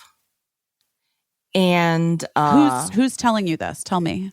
the person that grew the mushrooms. Okay, got it. And put them in capsules. So yeah, but I think that's fairly typical for any type of like microdosing program. And like, as to like the reasons I'm doing it, like I just think that I could use like a creative jolt in my life. And I think that my past experience with mushrooms has, and it's very limited experience. It's not something that like, that has been like a lifelong journey for me. I just think that it helps me see things more rationally. I think that I tend to, for a lot of reasons, I tend to be really anxious about things, and I don't think that anxiety serves me in any way. It's just not productive. Yet I spend so much time. It's like the thing that I'm best at, being anxious.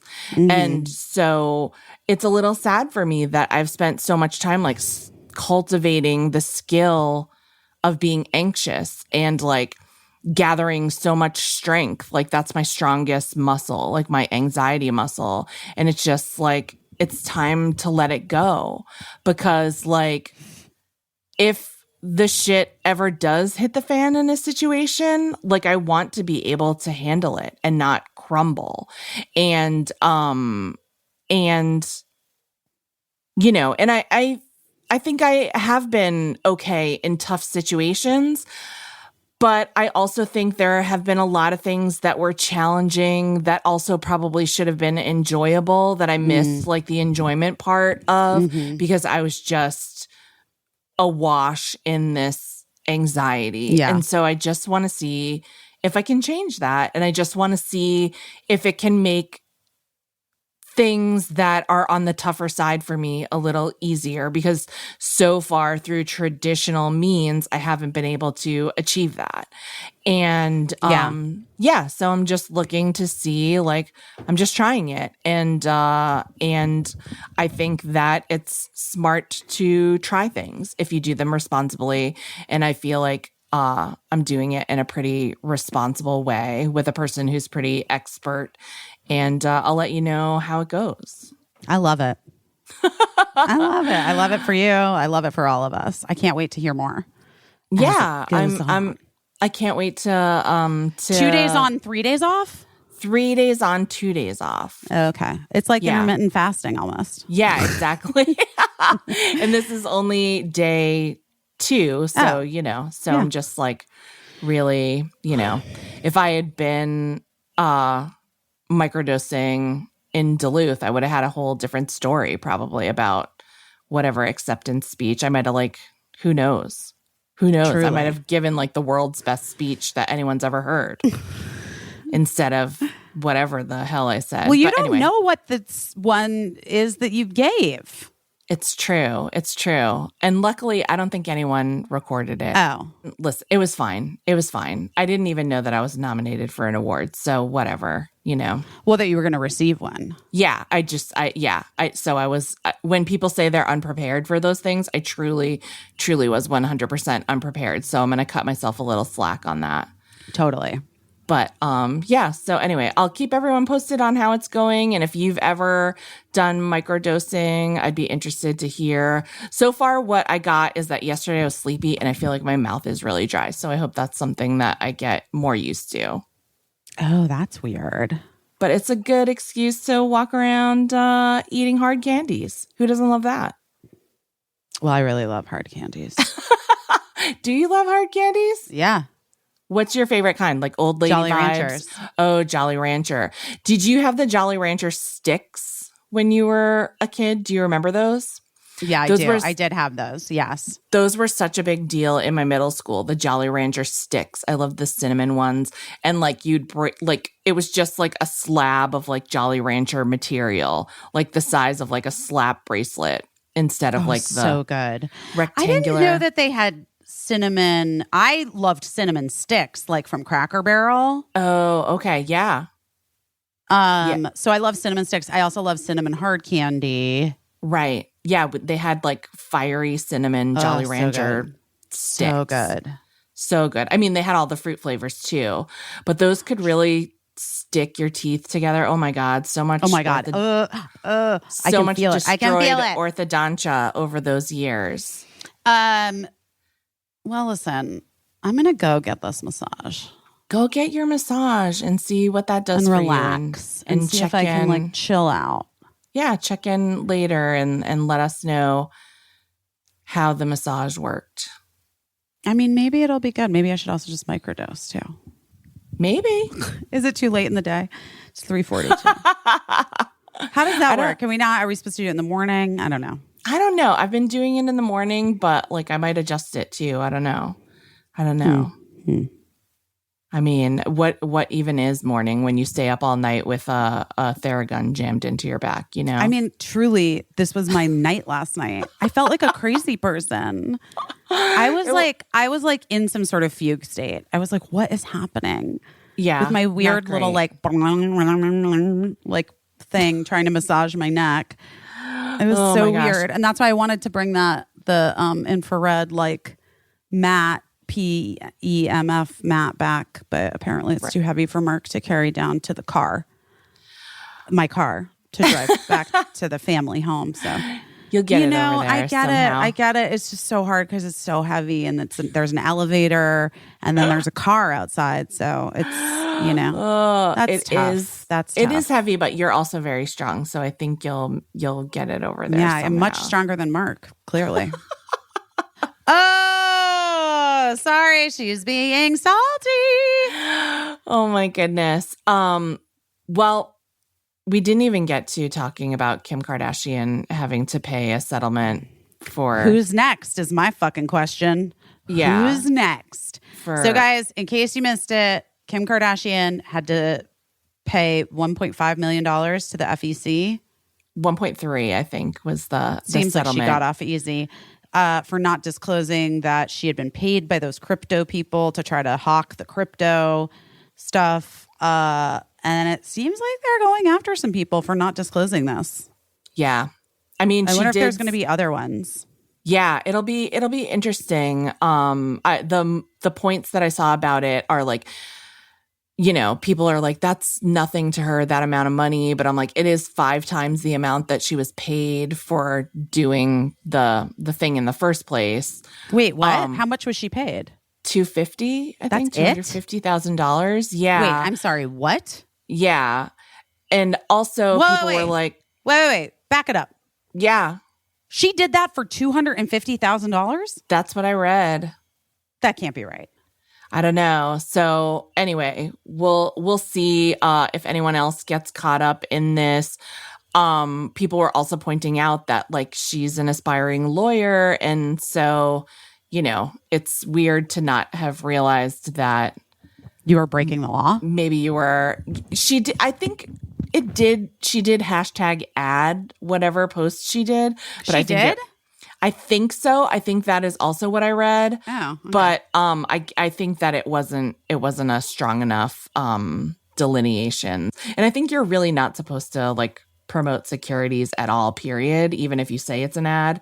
I just think you're not supposed to do that. But I don't know. I'm not a lawyer. All I know is that Kim Kardashian had to write a check, and I'm wondering if anyone else will have to as well, because I have a sneaking suspicion that a lot of people were compensated for promoting NFTs and other securities. You think? I think so. I think so. Well, guys, here's what that's an I told you so that I'm like not bummed about. I really am not bummed that we were proven right about the NFTs and crypto. Told you so. So, yeah. So, you know, even if you're having a rough week, if you're feeling tired, if you're feeling exhausted, I guess none of us had to write a check for over $1 million. Not that I could, but nobody asked me to either. So I feel like that's a win. You know what? It's a great way to look at it, Caissie. That's the mushrooms talking. Fantastic. Well, I like them and I like you and I like you guys. And I'm going to go get a massage and see if I feel better. We love you so much and we'll talk to you next week. We love you. Bye.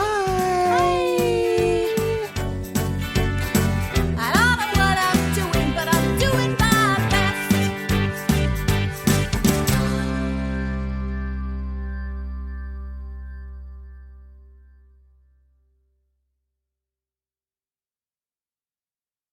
Oh, no.